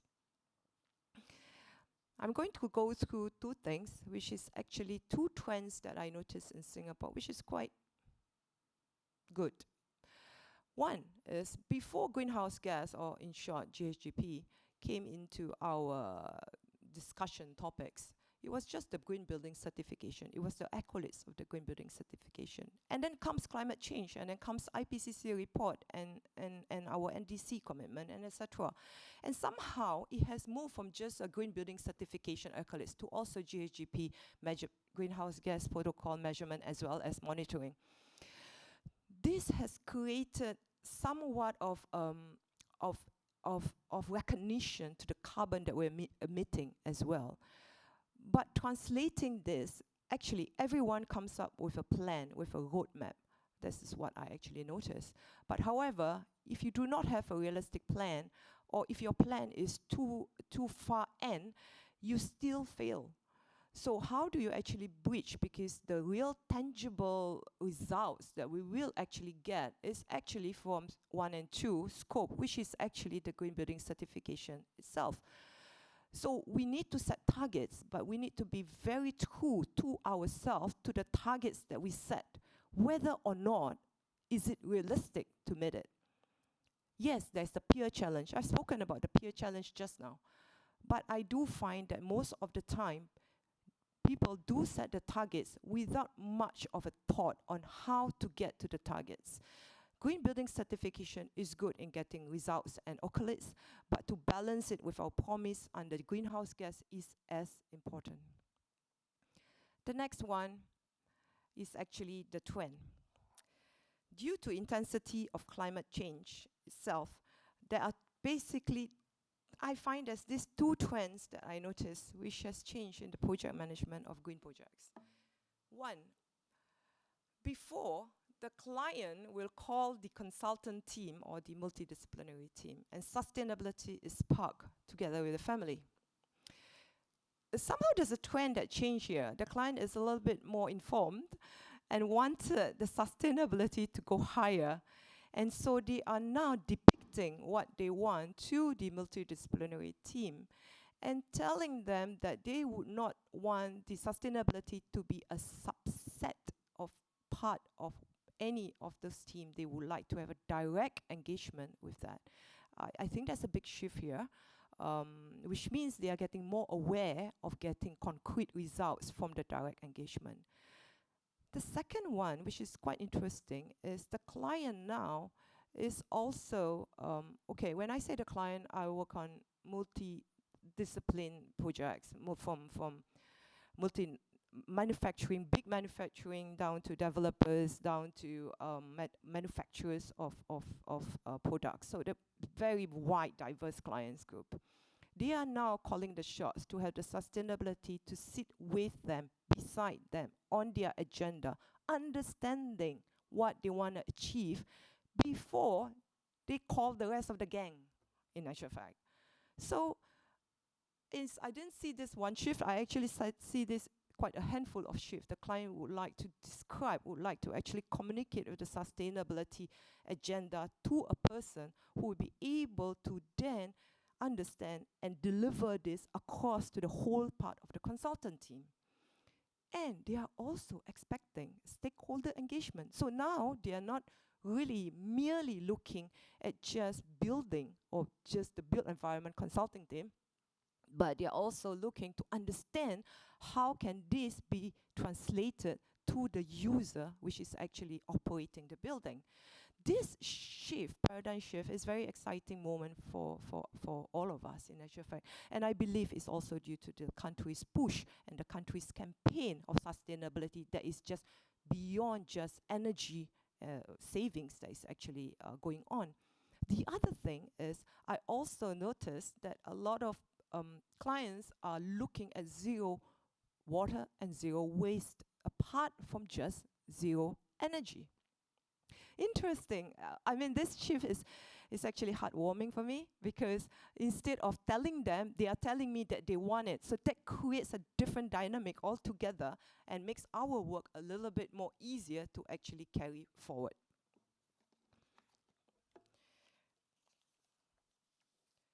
So this is my conclusion slide. So last and not least, what I wanted to say here is we need to understand and accept the cause of climate change is due to the anthropogenic effects, which is us, and accept that it has happened. It's not happening, it has happened, and do not ignore it. Climate is what you expect, and the weather is what we get. So the paving way to higher sustainability target is a must, not a compulsion. Only then the sustained change will happen for us to do and to sustain the zero, which is a bigger challenge, which is what I'm doing now, is to sustain the zero after I get the zero. I'm not sure about all of you, but for me, I know it will happen, because if I have done too many zeros, the next thing the client is going to come to me, okay, how are we going to maintain this up there? So getting there is one thing. It's only half the battle, but we are dealing with the known and unknown, similar to COVID. You know, but you still do not know. And we must prepare for it by pushing ourselves to attain higher sustainability target now, and to think about it 5 years when everything is zero. I don't have the answers, don't look at me, okay? So I'm trying to tell you, coming back to the team that I have mentioned to you, whatever happened in that team at that point sets the scene to sustaining the zero when we are there at the 0 point. So with that, I thank you.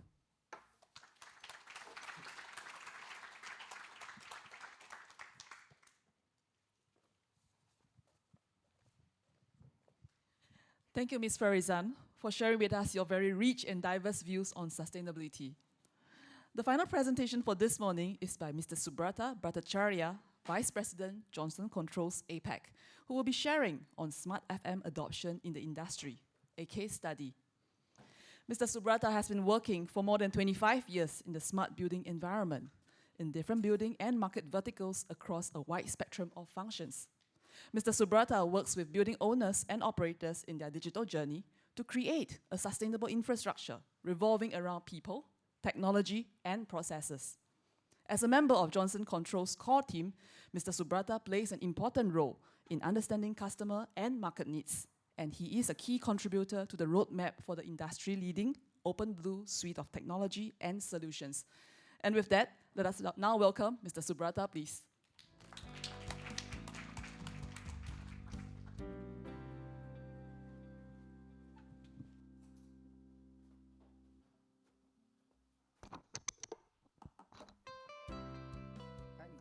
Thanks BCA for getting this wonderful session, and it was a humbling experience listening right from the morning, the different views, right from Mr. Ang talking about how do we have to go and look at some of our, sorry, oh, okay, better, yeah, okay. How do we do in our life cycle post-construction maintenance phase? Then we heard from Keppel, how we are looking at getting our UI lower. One common thing, we heard how the sustainability trend is moving. One common thing that if you have noticed in all across emerging is all about how do we get to the digital transformation and embrace digital transformation moving forward. Today what I'm going to talk about is taking a lens a little different, getting into a real set of a case study, giving you an example. So I'll try to dive in from a macro view to really a micro view to try to go and show it to you, how the things, some of the early adopters are doing it. And, but before I go and get in there, let me share a little experience. So this is about a year back. A couple of my colleagues and me were in a discussion with a very leading facility management company. And we were in an engagement in a digital transformation journey for them for a multi-locational across Asia Pacific. And when in discussion it came in that how you are looking at facility managers as we move along, how do we go and get into the set of a sustainability? And she made a very interesting comment. She said, my mom is going to be the best facility manager, the building that I am sitting. And then all of us looked at her that, okay, what's the context? And then we realized that if you look at our moms take care of us and she makes everyone happy at the family. So the expectation of the facility manager nowadays, how the facility manager can go and keep all the stakeholders in the built environment happy and make things happen, provide that sort of an experience. Now, if you look at it, there is a distinct shift from a standard set of a facility management experience that we have gone in through, where we would look at an electromechanical specialist to be in charge of our facilities. And so with that as a set of a background, and as we hear more from our customers, we went in more of a what we call as a voice of customer survey. And this is across Asia Pacific that we did. And so we asked them, and this is across verticals, commercial real estate, owner-occupied spaces, data centers, and so on. And two themes we asked the question. One is, what is the focus area that they are looking at? And one clear emerging winner came out to be that we need a minimum downtime. And of course, efficiency in terms of sustainability, cost optimization, and all those known factors automatically came in. Alongside that, of course, is the hygiene part of it. That how do you get to ensure that the data that you get presented with has got the requisite set of, really requisite set of assurance that this data is good, how its accuracy is right. And with all of these set of perceptions and getting in terms of the savings potentials, moving on in the different set of a spectrum across energy, maintenance, space, and so on, what we found that in the overall set of a facility management journey that we are in, about 75% of the respondents that we had are pretty much in the conventional planned preventive maintenance zone and trying to, well, they have some of the digitization piece trying to go and help them. However, they are pretty much lying in the conventional way that a building is today operated. But however, almost everybody wanted to go and move to a set of an era where they wanted to go and move from a planned preventive maintenance regime to more of a proactive regime, predictive maintenance regime. There are a lot of discussions, debate about what a predictive is all about. At the end of the day, what we go and see is that when you get it back by the data, you know how your different assets in your building is performing. And based on that, you do some of the failure mode analysis and find out that how do you go and do this better. So with that in mind, we were doing it, and we have been engaged with our multiple set of customers. And today I'm going to share with you specifically one set of a case study with one of our leading customers and a leading developer here in Singapore. And JCI, we have been pretty strong, 136 years of experience in terms of controls, HVAC, fire security, and so on. So we already had a set of an engagement with them.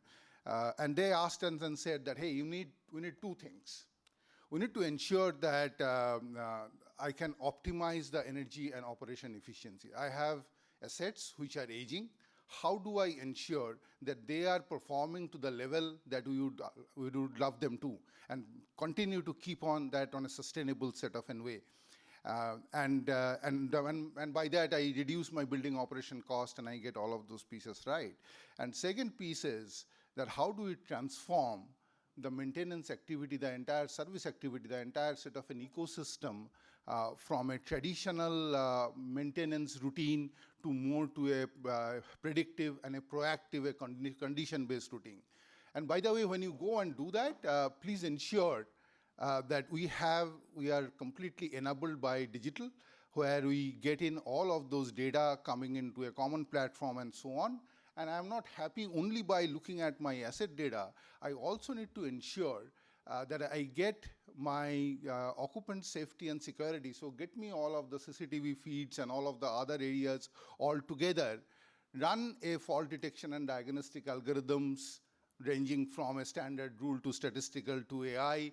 And then by that, you put everything consolidated. I think Mr. Sim was talking about how we get into an area where the consolidation of everything, all of the portfolios coming together can go and help.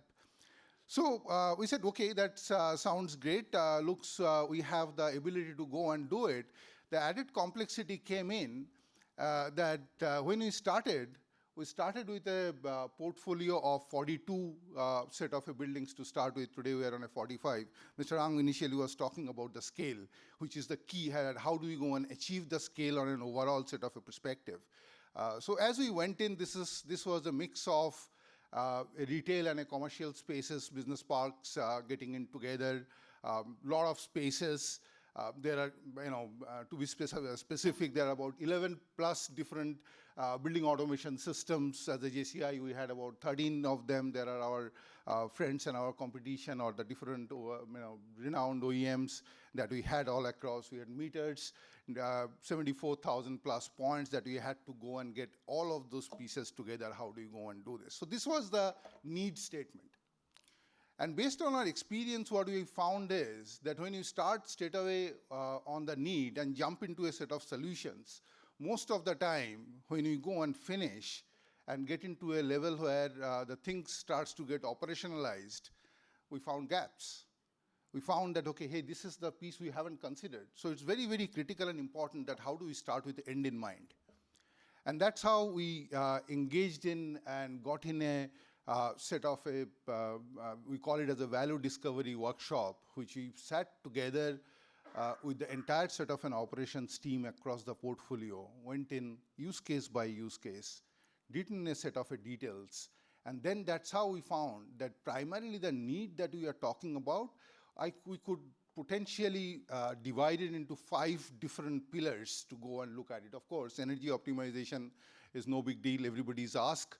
However, the cause of energy is how, if you are able to go and ensure all your assets are performing to the level that you would like to, your energy demands are, or your energy optimizations are automatically met. So how do we get that, the major guzzlers, the chiller plant performance pieces all reported right? And then how do we get all of these parameters on a single pane of glass, having multiple facilities? How do we benchmark with each other? How do you see that how they are performing on an UI level and so on? Of course, operational efficiency is a pretty important stuff in the sense, how do we carve some of the anomalies as we go and move forward? And we are talking about, other than the energy and maintenance piece of it, how we are working in terms of overall people productivity piece of it. Get everybody to get on a common single pane of glass where you are able to represent all of this data together. You can go and respond to a set of alarms. You can find that if it was getting and taking an X amount of time to go and respond to an occupant's complaint, how you are able to go and optimize that using the set of data. And then, most important, the reason that we go and operate in a building, that how the customer satisfaction, the occupants of those buildings, we can get it. And in this entire set of a process, reporting is a very key set of a need as we move in. So all of those pieces came out as a part of our overall value discovery exercise.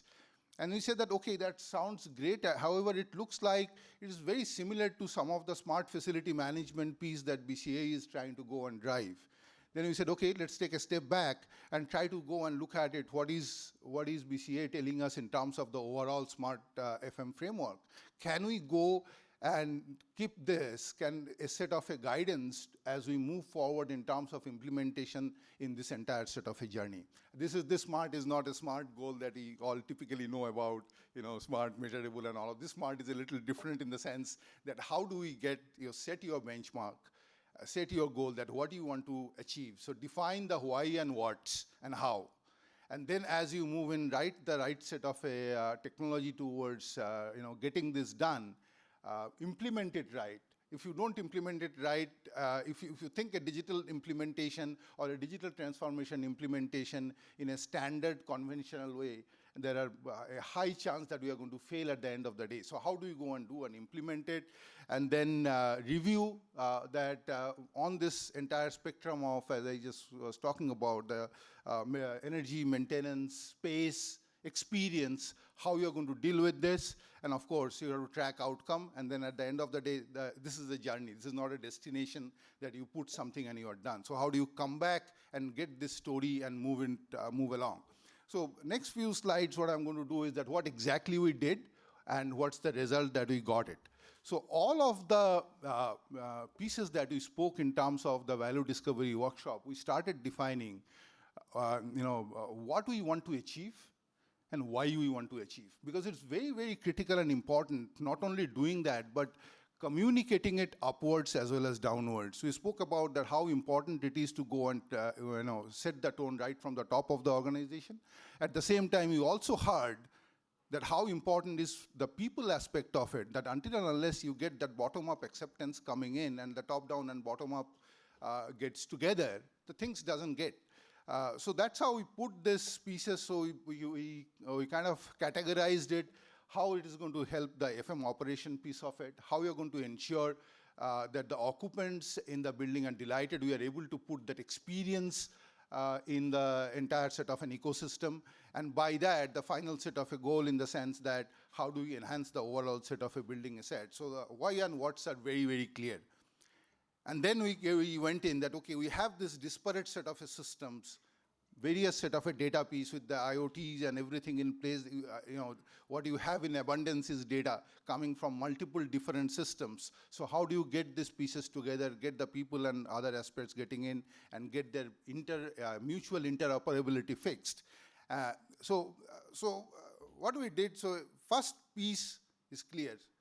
Then we went in, the customer said, so this diagram might look a little complex, don't worry about it, just see the main top piece of it. The need was, I have multiple different data systems, different set of a BMS of different age and versions. How do we get all of those data together, not only from a building automation system, but from different set of utilities, right? From your HVAC to your security to and so on. And some of them are intelligent by itself. You see today, when we are talking about, we have a smart lighting system, we have a smart filtration system, we have a smart parking, we have a smart toilet. So in this entire ecosystem, one person cannot do everything. So there are multiple guys and multiple set of players who are smart by themselves. So how do you converge? That was the first set of a need that, hey, we need to converge all of those pieces together and make a set of a data which we can then go and work upon, and then provide a multiple set of use cases moving in together. So with that need, JCI, we came up with a platform, what is pretty popularly known today as OpenBlue. So open stands for the sky, which goes and gives you the set of a flexibility, when you look at it.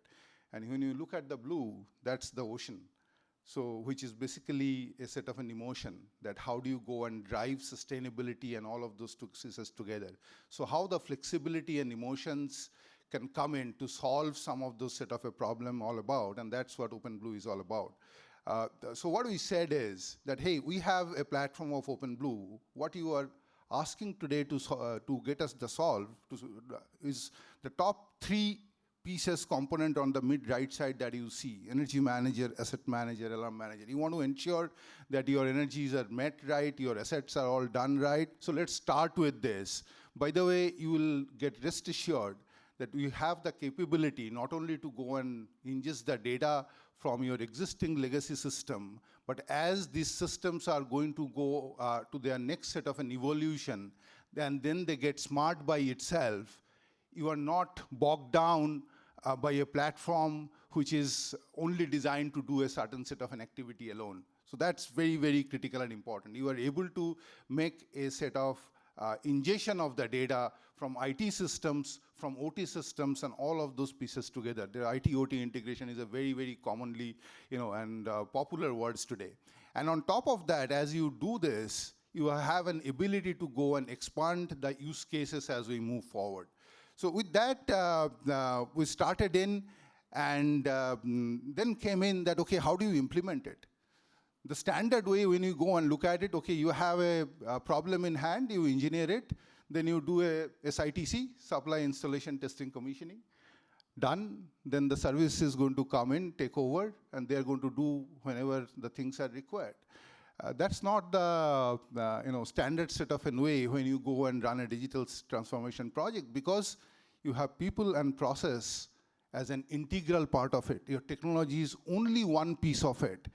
And and we are in a subscription economy. Think about it, Netflix. I go and subscribe for Netflix, and then I don't want to watch, and I see that at the end of the year that, hey, I haven't really last 6 months opened on Netflix and did anything.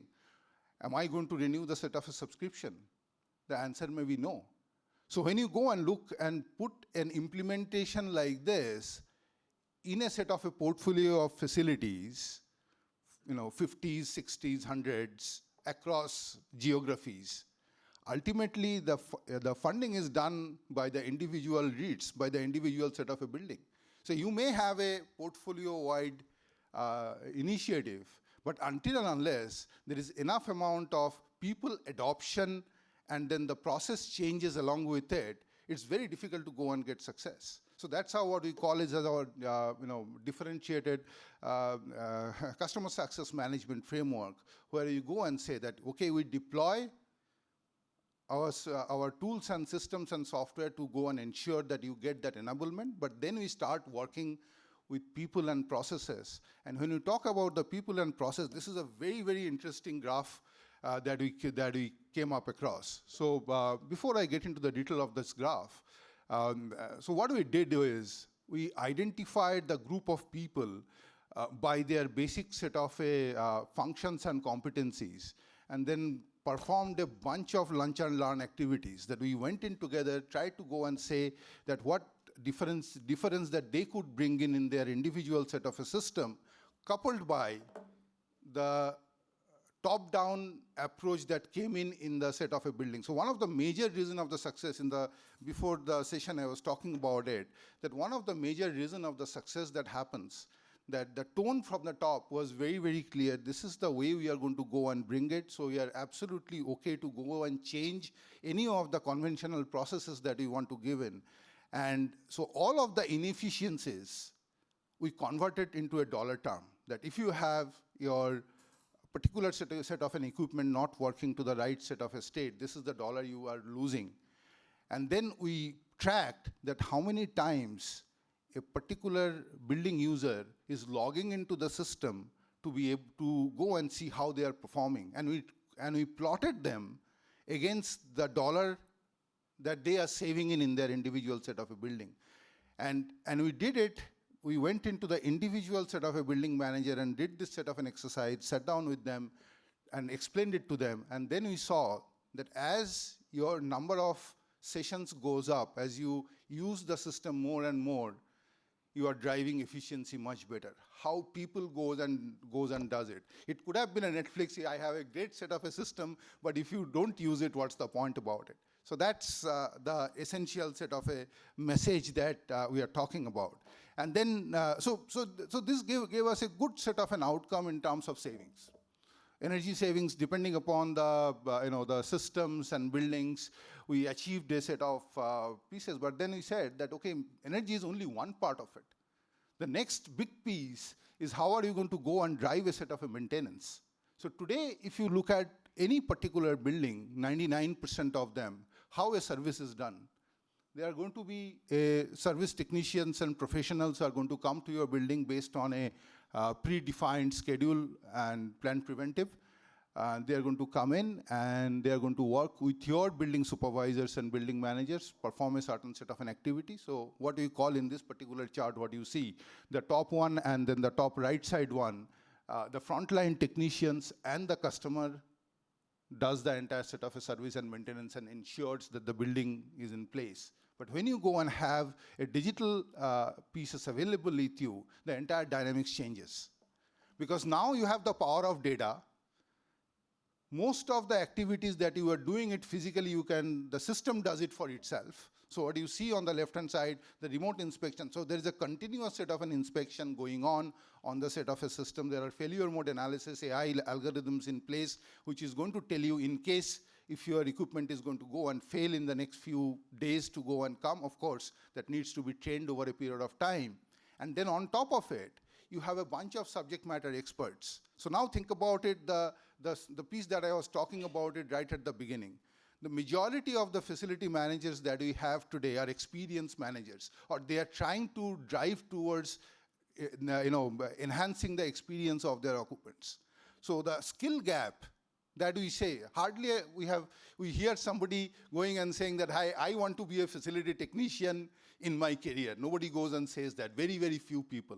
So we have this gap which is going and expanding. So how do we go and close and bridge that particular gap? And that's where the remote and then the central SME gets in. You get the power of cloud to go and drive these particular piece. So a technology, a change in process, along with the frontline technicians and the buildings house supervisors now perform the set of an activity. So it is a complete disruption that we are embarking into this entire set of a journey. And at the end of the day, what you go and get is a set of an outcome, that yes, first you go and get a platform consolidation. You don't have to worry about your on-premise set of infrastructure, how are you going to go and maintain it, whether it's getting obsolete and so on. And today we have enough and more cybersecurity technologies available in place, which we ensure that we, before we go and do any kind of an implementation, we are secured on that, and that's being updated every month. So we have a release comes out every month, and a major release comes out in every 3 months. So gone are the days when you say that, okay, once in 2 years I get a BAS upgrade or a building automation or different set of a system upgrade. So that helps us. Energy savings, maintenance savings. I also spoke about compliance. We spoke about how the compliance could help us. All of those pieces are done today. No human intervention is required, and of course it goes and builds us some of the foundation. This I kept some of the screens out here, not for an immediate set of an explanation, but if anyone wants to go and have a look at it, it goes and talks about how do we get the different set of an asset agings and KPIs together, how do we go and look at a single pane of glass, and then most important piece of it, if you want to get the performance right, continue to go and drive it at the scale. Everybody understands dollars. So the moment you put something in the set of a dollars and drive the performance of the individual set of a building managers and then the building performances by this, then we get wonders. So that's all I wanted to share. This is a quick set of a recap, and just for everybody's piece that, very important, start with the end in mind, choose the right set of a technology, get the right set of an implementation way going. The standard set of an implementation isn't going to go and help us in this particular case, and then the track a set of an outcome. But this is just a set of a start, Smart FM. We are talking about all digital twins and all of that, and with this particular set of a use case or case study that we are talking about, we've already embarked with the journey in terms of when you talk about a overall indoor air quality, or you talk about AI with the performance advisor, or moving forward with a operational twin or a simulation twin for your entire set of a facility. So that's all underway. It opens up an immense set of path in front of us. So that's all from my side. I wanted to share a real life case example of what we are talking in terms of a sustainability in the build and operate phase as we go and move along. Thank you very much.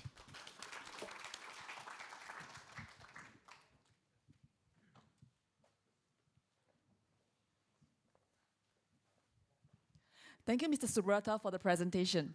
We have now come to the panel discussion segment, and this session will be moderated by Mr. Ang Kien Sing, Group Director of BCA. May we now welcome our speakers to join me on stage, please. Together on the panel, we have the speakers from our earlier presentations, Mr. Kok Po Jun, Group Director of JTC, Architect Chan Iman, Director of WOHA, Mr. Sim Pui Kiak, Head of Sustainable Urban Renewal, Keppel Land Limited, Ms. Farizan, Founding Partner, Green A Consultants, and Mr. Subrata Bhattacharya, Vice President, Johnson Controls. For the audience on Zoom, if you have a question for the panel, kindly send them in using the Q&A button. For the audience on site, we will prepare a microphone for you should you have any question for the panelists. With that, I shall now hand over the space to our moderator, Mr. Ang, please. Thank you. That was a very insightful and very exciting and also very inspirational, especially for Punggol Digital District. To begin, maybe a question to the panel,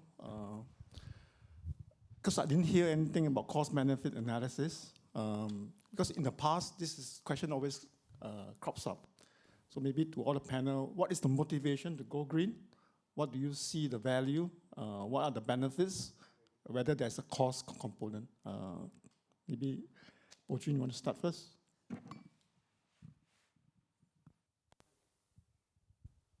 Yeah, I hope you can hear me well. Yes, I think we alluded, or rather we even avoided talking about cost issues most of the time. I think the motivation behind us, JDC, pursuing sustainability goals vis-a-vis our customers, I think these are the key points. Compliance is one we talk about, but then I think the motivation, if I could talk about the non-financial ones first, is that actually we mentioned about the sustainable ecosystem. Actually, it pumps back and spin off a closure because I give an example of tenants who are already engaging SIT with their products, Boston Dynamics, showing how the robotics work for FM case users. And then in turn, the students become trained and adapt at the various applications, and they bring it back to the industry. I think this is a closed loop where we're talking about financial versus non-financial benefits and motivation. Vis-a-vis whether our boss asks us to do this or because there's a peer pressure. But I think in terms of financial, we are very careful, definitely very careful. We are a public agency. I won't represent the enterprises, but because it's all back into the cash flow, the dollars and cents, when we implement the ODP, for example, and how it integrates with different vertical systems, goes very strict in terms of financial prudence. There is obviously payback in terms of manpower savings. Of course, the FM costs that we spoke about, and so forth. Definitely monetary gains. Thanks. Iman? Hi. We always have to deal with it. I mean, unfortunately, to achieve or to communicate with developers and other partners, it's like the economic case must be there.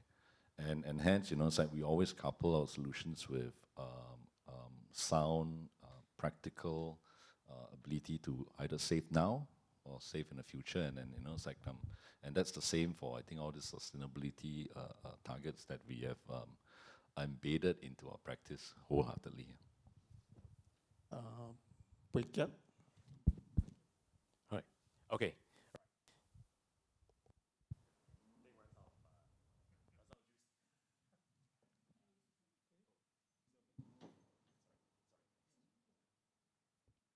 Okay, I think that's a very good question, right? So I think it is basically what I have been talking about earlier, right? So of course, from a capital's perspective, sustainability is a very important consideration for us. We are very committed to that cause for the longest time, right? But what we are really looking at now is that how are we able to shift sustainability from CSR into a business model? And with that, economics is very important. And so that's the reason why over the last 5 years, all the hard work that we put in to discover what might we be able to do, invest, implement, it's all about, at the end of the day, not just drive about sustainability outcome, but also there has to be an R on the I, right? So this is one of the major consideration, right? So when we speak to a solutions provider, there are probably 4 key things. One is that we look at what is innovative. What is something that is beyond, that is able to allow us to challenge existing performance envelope, right? 2 is that the innovation can come on existing solutions, but a lot better than what is available out there, right? 3 is that the cost of that solution has to make economic sense, right? Because if it doesn't, no one's going to buy. And it is going to be very hard for us to justify investing that and putting it in our building, right? Because it doesn't add value. And last but not least, right, the 4th consideration is that we need the solution provider to be able to execute in all the markets that we're going to, right? Because if they can't, then when we go to that particular market, then we have to look for alternative solution provider, right? So these are some of our key considerations. Maybe on that, it seems that Capellan is playing some form of integration role. And how then do you choose your partners? Especially, it seems that there is some sort of a business case for you to take this integrated approach out of Singapore to your assets elsewhere. And then I think in your slides, you were kind of mentioning that you're going to buy up aging facilities elsewhere, and then applying this method to kind of rejuvenate and then make a business out of it. Maybe you can share a bit more. It sounds very exciting.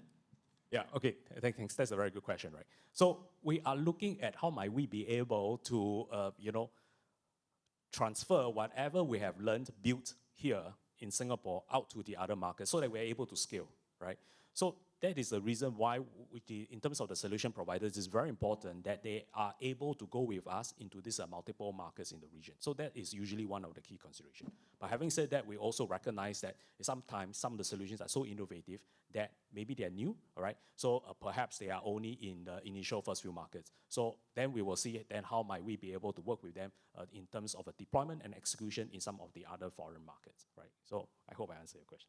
Okay, then Farizan, I think you kind of complaining that people always look at dollars and cents, not at the value creation. Maybe you want to articulate that a bit more clearly to the audience.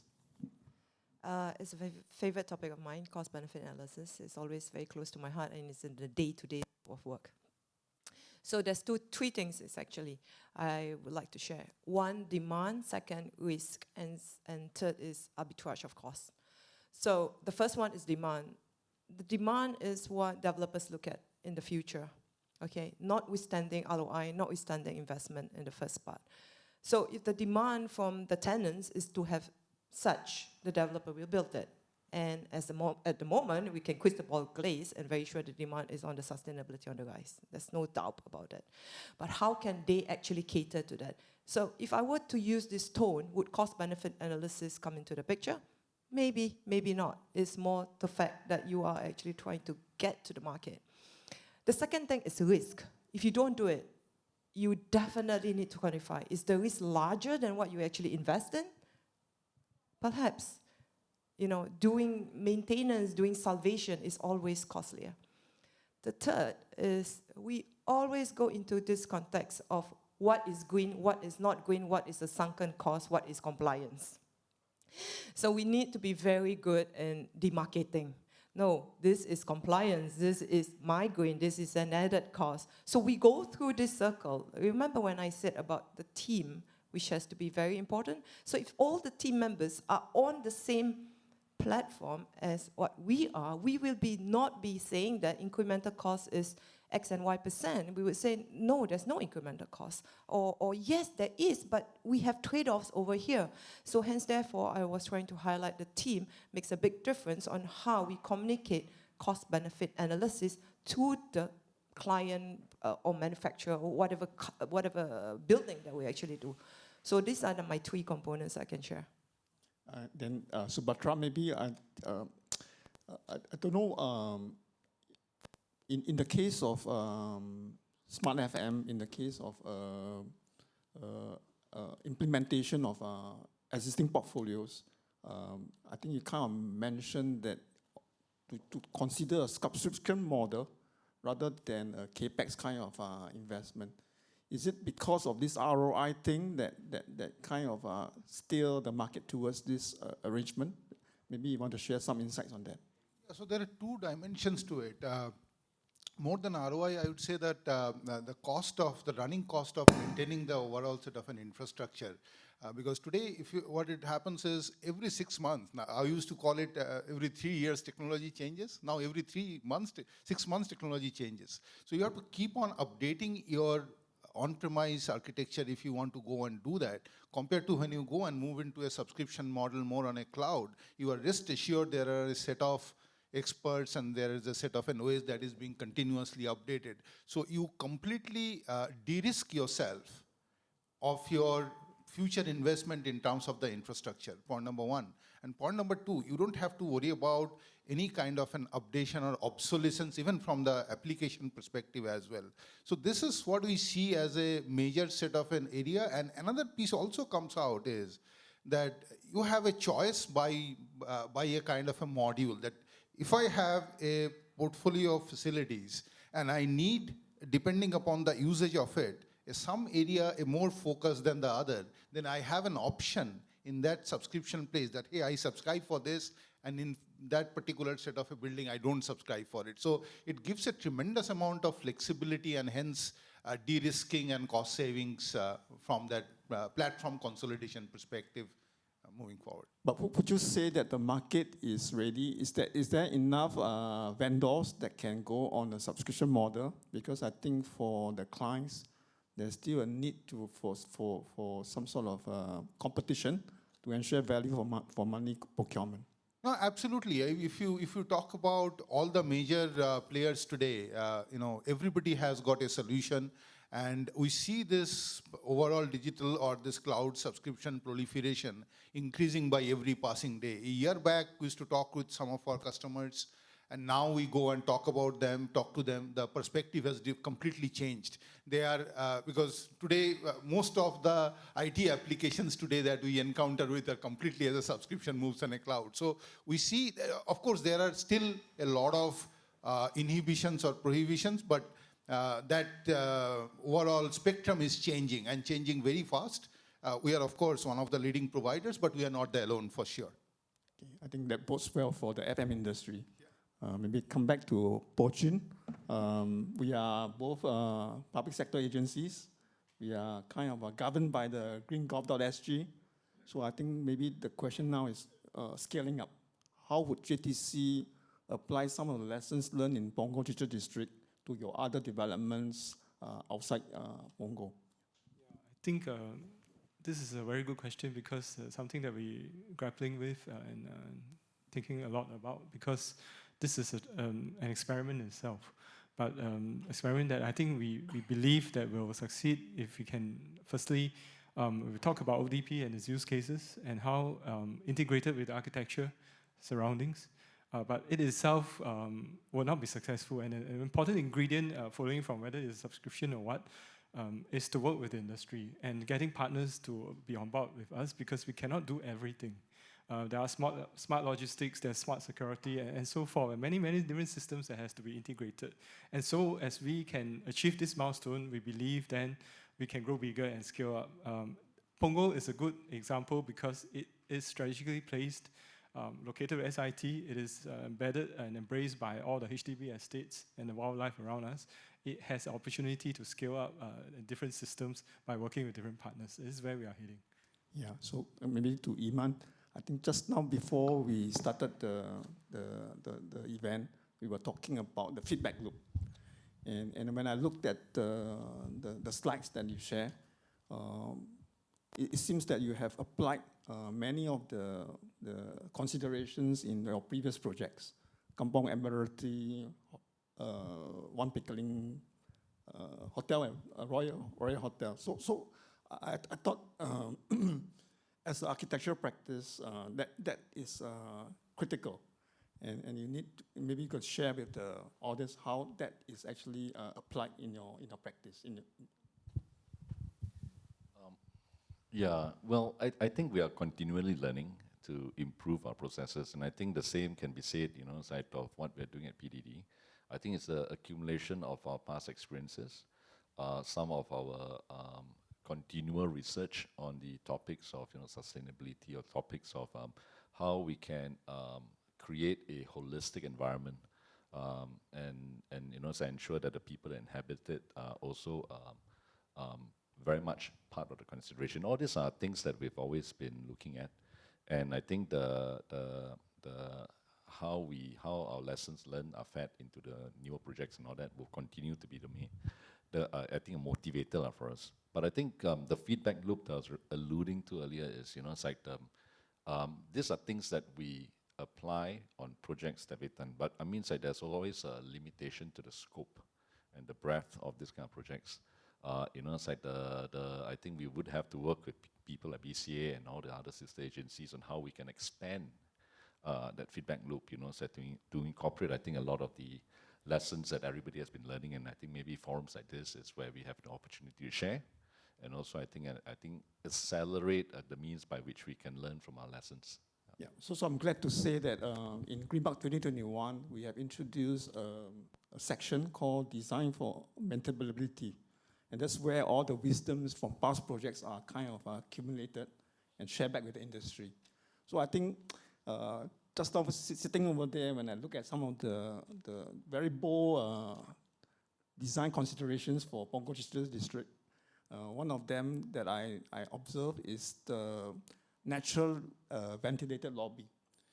And I think, I'm not sure if you have considered whether you have done any wind-driven simulations, because if there's a heavy shower, would the whole lobby be wet? Yeah, maybe just some important point for us always to take note. Yeah.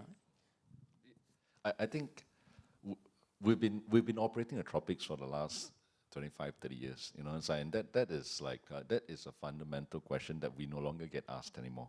Although we still have to do like lots of wind and rain studies and all that, but because I think it has become, if you're going to do something like this, if you're going to live in the tropics, you have to live with the elements, right? But there are certain comfort levels that we must adhere to, and that is always been considered. So what is not visible clearly in the image, I guess, is all the glass louvers, so that's going to keep the rain out, so to ensure that the environment where people are going to inhabit is kept dry, and there are lots of assisted, I think, fans and all that just keeps the air moving, so that thermally, so it's still a comfortable place.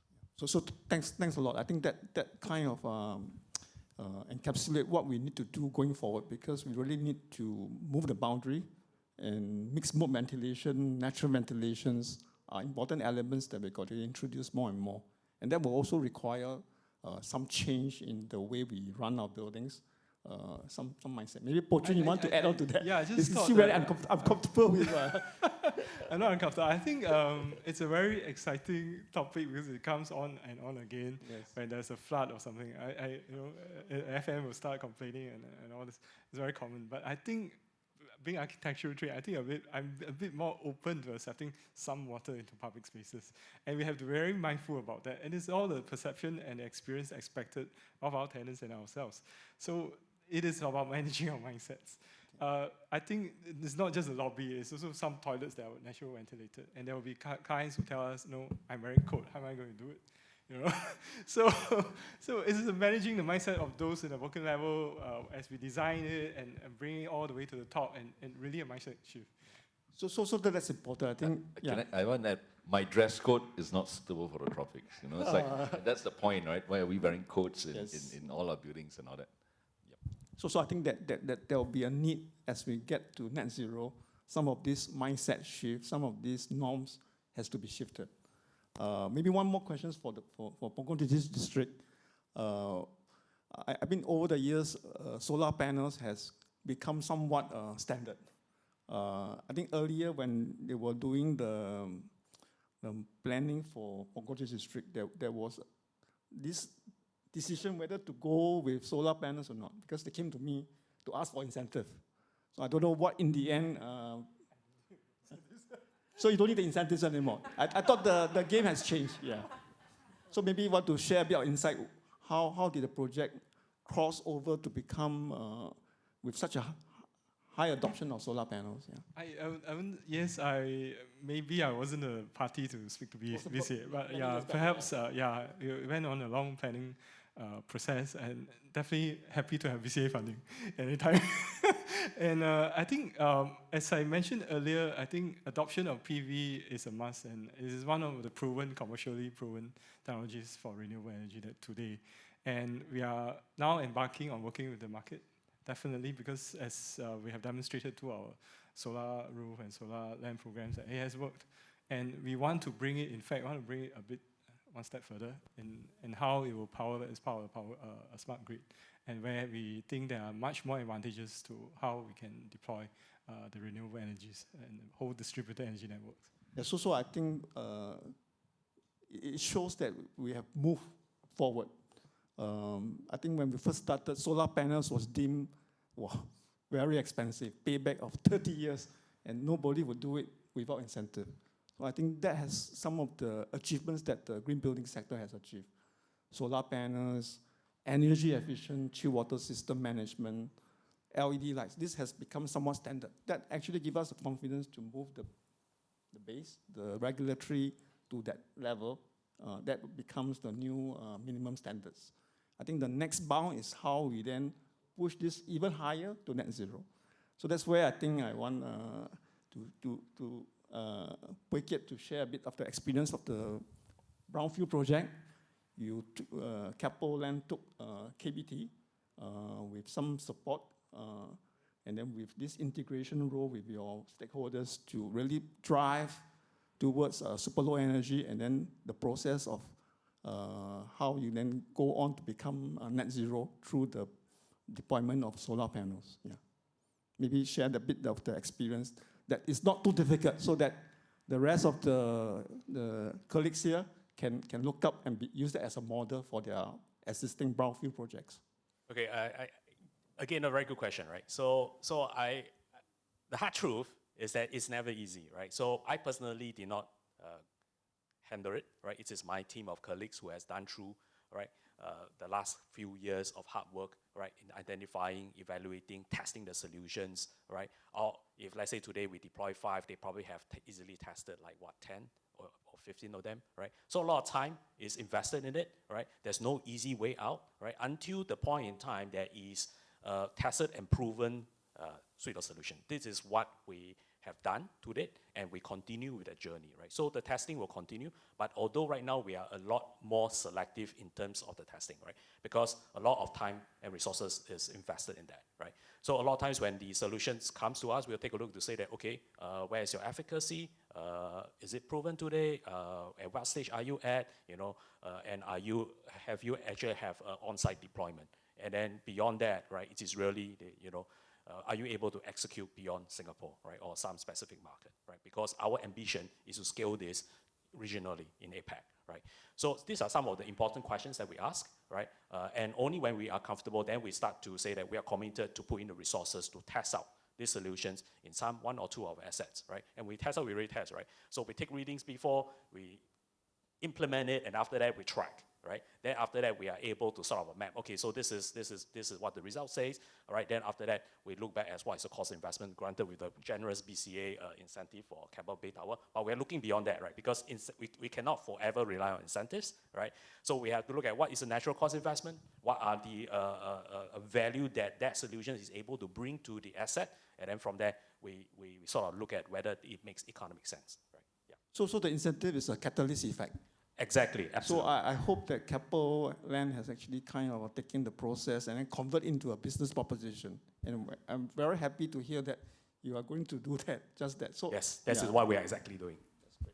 So then maybe come to Farizan. I think in your presentation, you share about the trends, about how the sustainability team is now going to play a different role. You're seeing that they are coming to become more part of the client, as opposed to be part of the consultant team. And what are the implications? Do we have to get the whole ecosystems to kind of adjust to this new way of working? It's new, so I don't have all the answers for you. But what I can say, and I can try to say, is that just linking a little bit to what he says on brownfield. Brownfield projects, and some of those trends that I notice is brownfield projects. And the brownfield projects, they have enough data that we have to actually play around and can reflect on the data to be better. And that's one thing good about brownfield project. Greenfield, we have to design from the bottom, and we have to envision what's going to happen. And that creates a subjectivity level, another one. So in actual fact, working with brownfield is actually very good. I noticed this trend. I didn't actually notice this trend, and somehow more and more are sinking in. And I think it's good like I said, I don't have all the answers, but I think it's good because I feel that there's a lot of awareness coming from the client, which is like the ones who's actually wanting to look at it. And there are other developers within the same group which are actually looking at carrying it abroad as well and actually duplicating or translating whatever they have learned now and having the appetite to go further on it, which is, like I said, is very heartwarming. Whether we are ready or not, that's true. We are shortage of manpower and all the others that you're not aware of, because green knowledge doesn't come overnight. Green knowledge comes with experience in doing construction, in doing projects, in doing costing, in doing all the other things to actually be able to pull this out and pull this through. So good thing. So in terms of green jobs, there's a scope for that, for younger generations coming in to learn from companies, all the green companies, to onboard this further. Maybe you want to get some sensing from Keppel and JTC.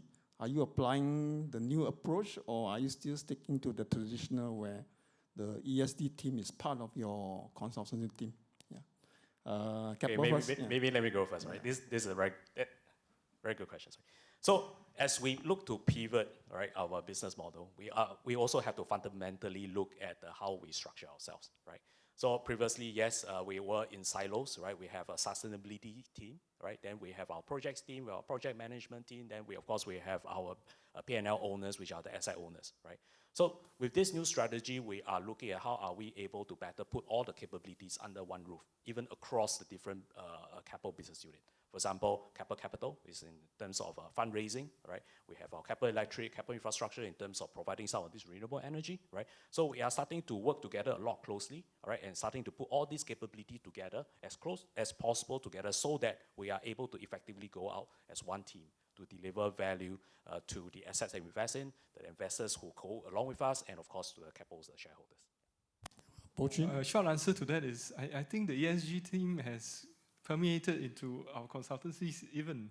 Otherwise, you wouldn't have a natural ventilated lobby. I think Waha has done a great job there in propagating these thoughts and championing for such thoughts. Yeah, so that's another trend that we have noticed. All the big consultancy team have sort of set up an ESD team. So I think that will provide greater integration in terms of design. I have about 6-7 minutes left. Are there any questions from the floor? If there are mics. Please identify yourself and your organization before asking the question. So maybe then one more question around I think talents. I think this is an important ingredient for the green space. I think green kind of connect with the youth. So I don't know whether you guys are able to detect some of these trends in your operations, in your businesses. Anybody wants to? Maybe Farizan, I don't know. You have been quite successful in doing some of these innovation projects and also having a footprint outside Singapore all the way to Africa. And whether that kind of excite the younger Singaporeans to join your firm? Yes, it does excite the younger generation because our DNA, and first and foremost, I'm a girl, so which means I have to work twice as hard as the men to get to where I want to. There's no space for medical women, actually. We just have to speak louder. And dealing overseas, we have another scope of culture, another scope of architects, which is, oh my God, coming from everywhere else. And we have to understand that. But somehow I noticed that the younger generations are attracted to discover. And I think discover brings curiosity, and curiosity brings the wish that you like to go in there. So we have to link this curiosity to the young ones into it. And they like to travel also. I noticed this. They have more appetite to travel, more to look around what's actually going on. That's the younger generation. And I think if we can attract them and maintain them into, so that we can actually bring them abroad, is a feat that I think that we have to get across. I think another short answer would be the persona that we're trying to portray for the industry. My friend told me about the 3D of the construction and building business. The 3D, dirty, dusty, and dangerous. So I think the fourth D we could introduce is about digital and how it is tech savvy, it's sexy, it is going to attract the younger people to do something even more smarter and exciting. Maybe from the architecture practice, do you get a lot of green architects joining you? they don't say that outright, yeah, but I mean, so they tell us that they're excited to do all these wonderful spaces for people and all that. I think it's, but because this is such a current topic, you know, it's like it's inevitable as you shape spaces and all that to not think about the environmental impact. And I think we constantly remind our people that, you know, it's like we have a duty. And we do have a large, we're actually enablers of you know, some of these polluting tasks and all that. So we have a duty to look at how we can lessen our impact of our activities. So I think it's inherent in our work, and I think the people who join us know that, because I think as a company we have been very consistent in championing, I think, the need for us to design responsibility and always factor in the climate. Well, Yeah. So recently I did come across some young sustainability professionals, right? So I think the answer is yes, right? And I think this trend will definitely grow, right? So this is one of the hottest trend. And you will ask me, going forward, this thing is only going to get hotter, right? As global governments move towards a greater commitment towards climate action, right? And we see with that greater regulations, enterprises committing themselves, and some is nudged by regulations. And with that, when the enterprises start to go towards that direction, that is where the customers are shifting, right? Once the customers shift, demands will go up, and from there, you know, when value is created, that's where more and more talents is going to be attracted in their area. Coupled with sustainability is a lot about technology, digital as well, right? How are we going to leverage digital technology to reinforce and to drive further enhancement for sustainability performance, right? So all these factors are trending for the younger workforce, and I'm quite sure that there will be a lot of talents that is slowly over time filtering into this industry. Batra, you want to add on to that? Yeah, absolutely. You know, so we are seeing a great influx and great interest in the younger generation. So because our conventional electromechanical industry is now turning into a technology-led, as you're saying, that is a much sexier set of a area where we are everybody is excited, and so we are seeing a great set of a talent pool out coming in and joining the companies like us. And we are very proud, and the US we are working in, and so we are out of Singapore now, we are doing it for the world. So multiple innovation, multiple research project with academia, and so on. So it's all doing great. I think there will be new roles. You will have your digital manager, and that will be infused with FM and so forth. And the other day I just was chancing on this in Lincoln. There is a job opening for a net zero program director. So I think all these new jobs will be created because of this drive towards net zero. So all of us better upskill and get ready for it. There's a question from Zoom. Would you like to take it?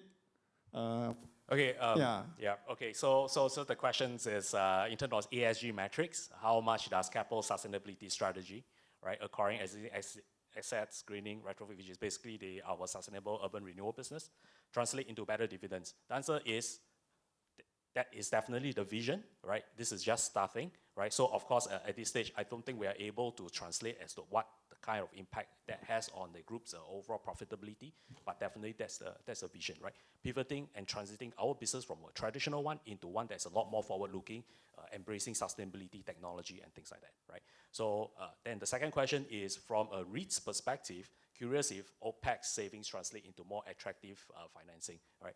Okay, I'm not from the REIT, all right, and I'm not a corporate financing expert here, all right, but OPEX savings probably does not translate to attractive financing. I think what you're looking at for is that whether if you take on the green financing for an existing completed building, you translate to a lower interest cost, right? So my limited understanding is not so much, right? It's more for if you take on a green loan to undertake a sustainability project to actually truly add sustainability value, right? And perhaps you get a slight margin off, right? The cost of financing, right? We have 3 minutes left, so maybe one final question. Are there any questions from the floor? If not, I will go with this last question. The government has made the pledge to aim for net zero around mid-century. Maybe to the panel, are you confident? Are you optimistic that we'll get there? Just to get some insights from you guys. Yeah. Who wants to start first? Maybe Farizan, you are the one that is pushing the boundary the most. Hear from you. Yes. And I will say yes if you look into the EMA report, and I think we do have a plan.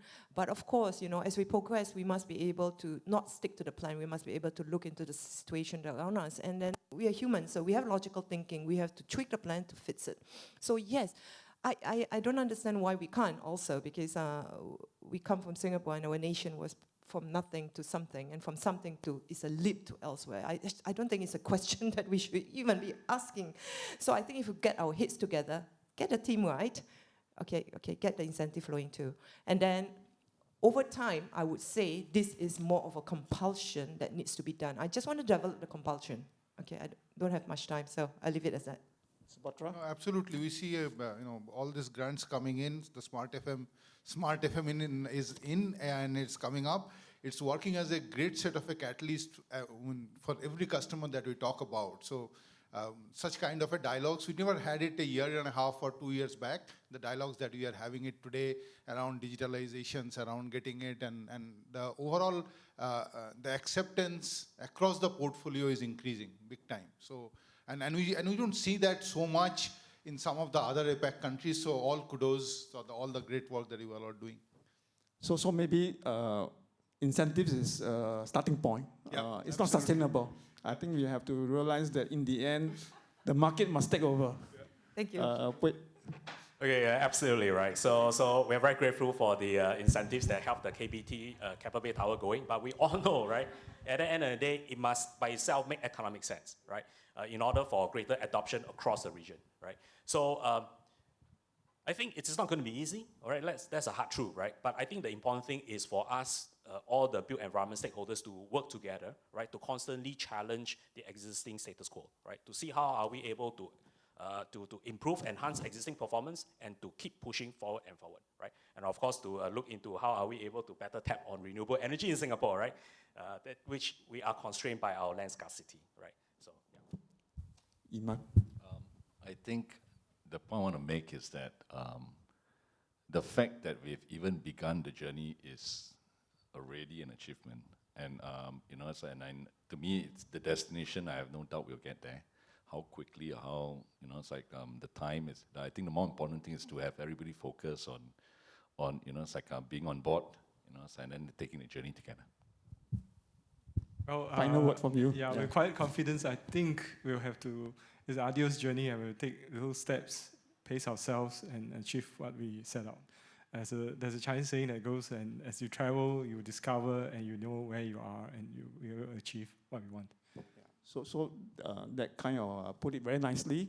We are in the process of looking beyond the Singapore Green Building Master Plan, and I think we'll be counting on all of you in this journey towards net zero.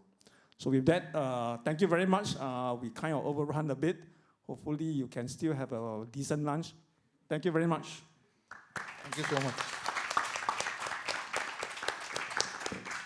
Thank you very much, panel members and moderator, for the very insightful discussion. Please remain seated. I hope we are all very inspired to take action today and be part of this sustainability journey. This brings us to the end of the forum, and on behalf of BCA and JTC, I would like to thank you, our distinguished speakers and panelists, for taking time off to share with us your experience and expertise with us today. To our on-site participants, thank you too for joining us. Please scan this QR code on the screen to access the feedback form. As for our audience online, you may now exit the webinar platform, and once you have exited, you will be automatically directed to the feedback form. You will be able to download the presentation materials once you have submitted the form. Thank you all for joining us today. My name is Rina, and it has been my pleasure to be your MC for today. Have a pleasant day ahead, and I look forward to see you in our future LEAD events.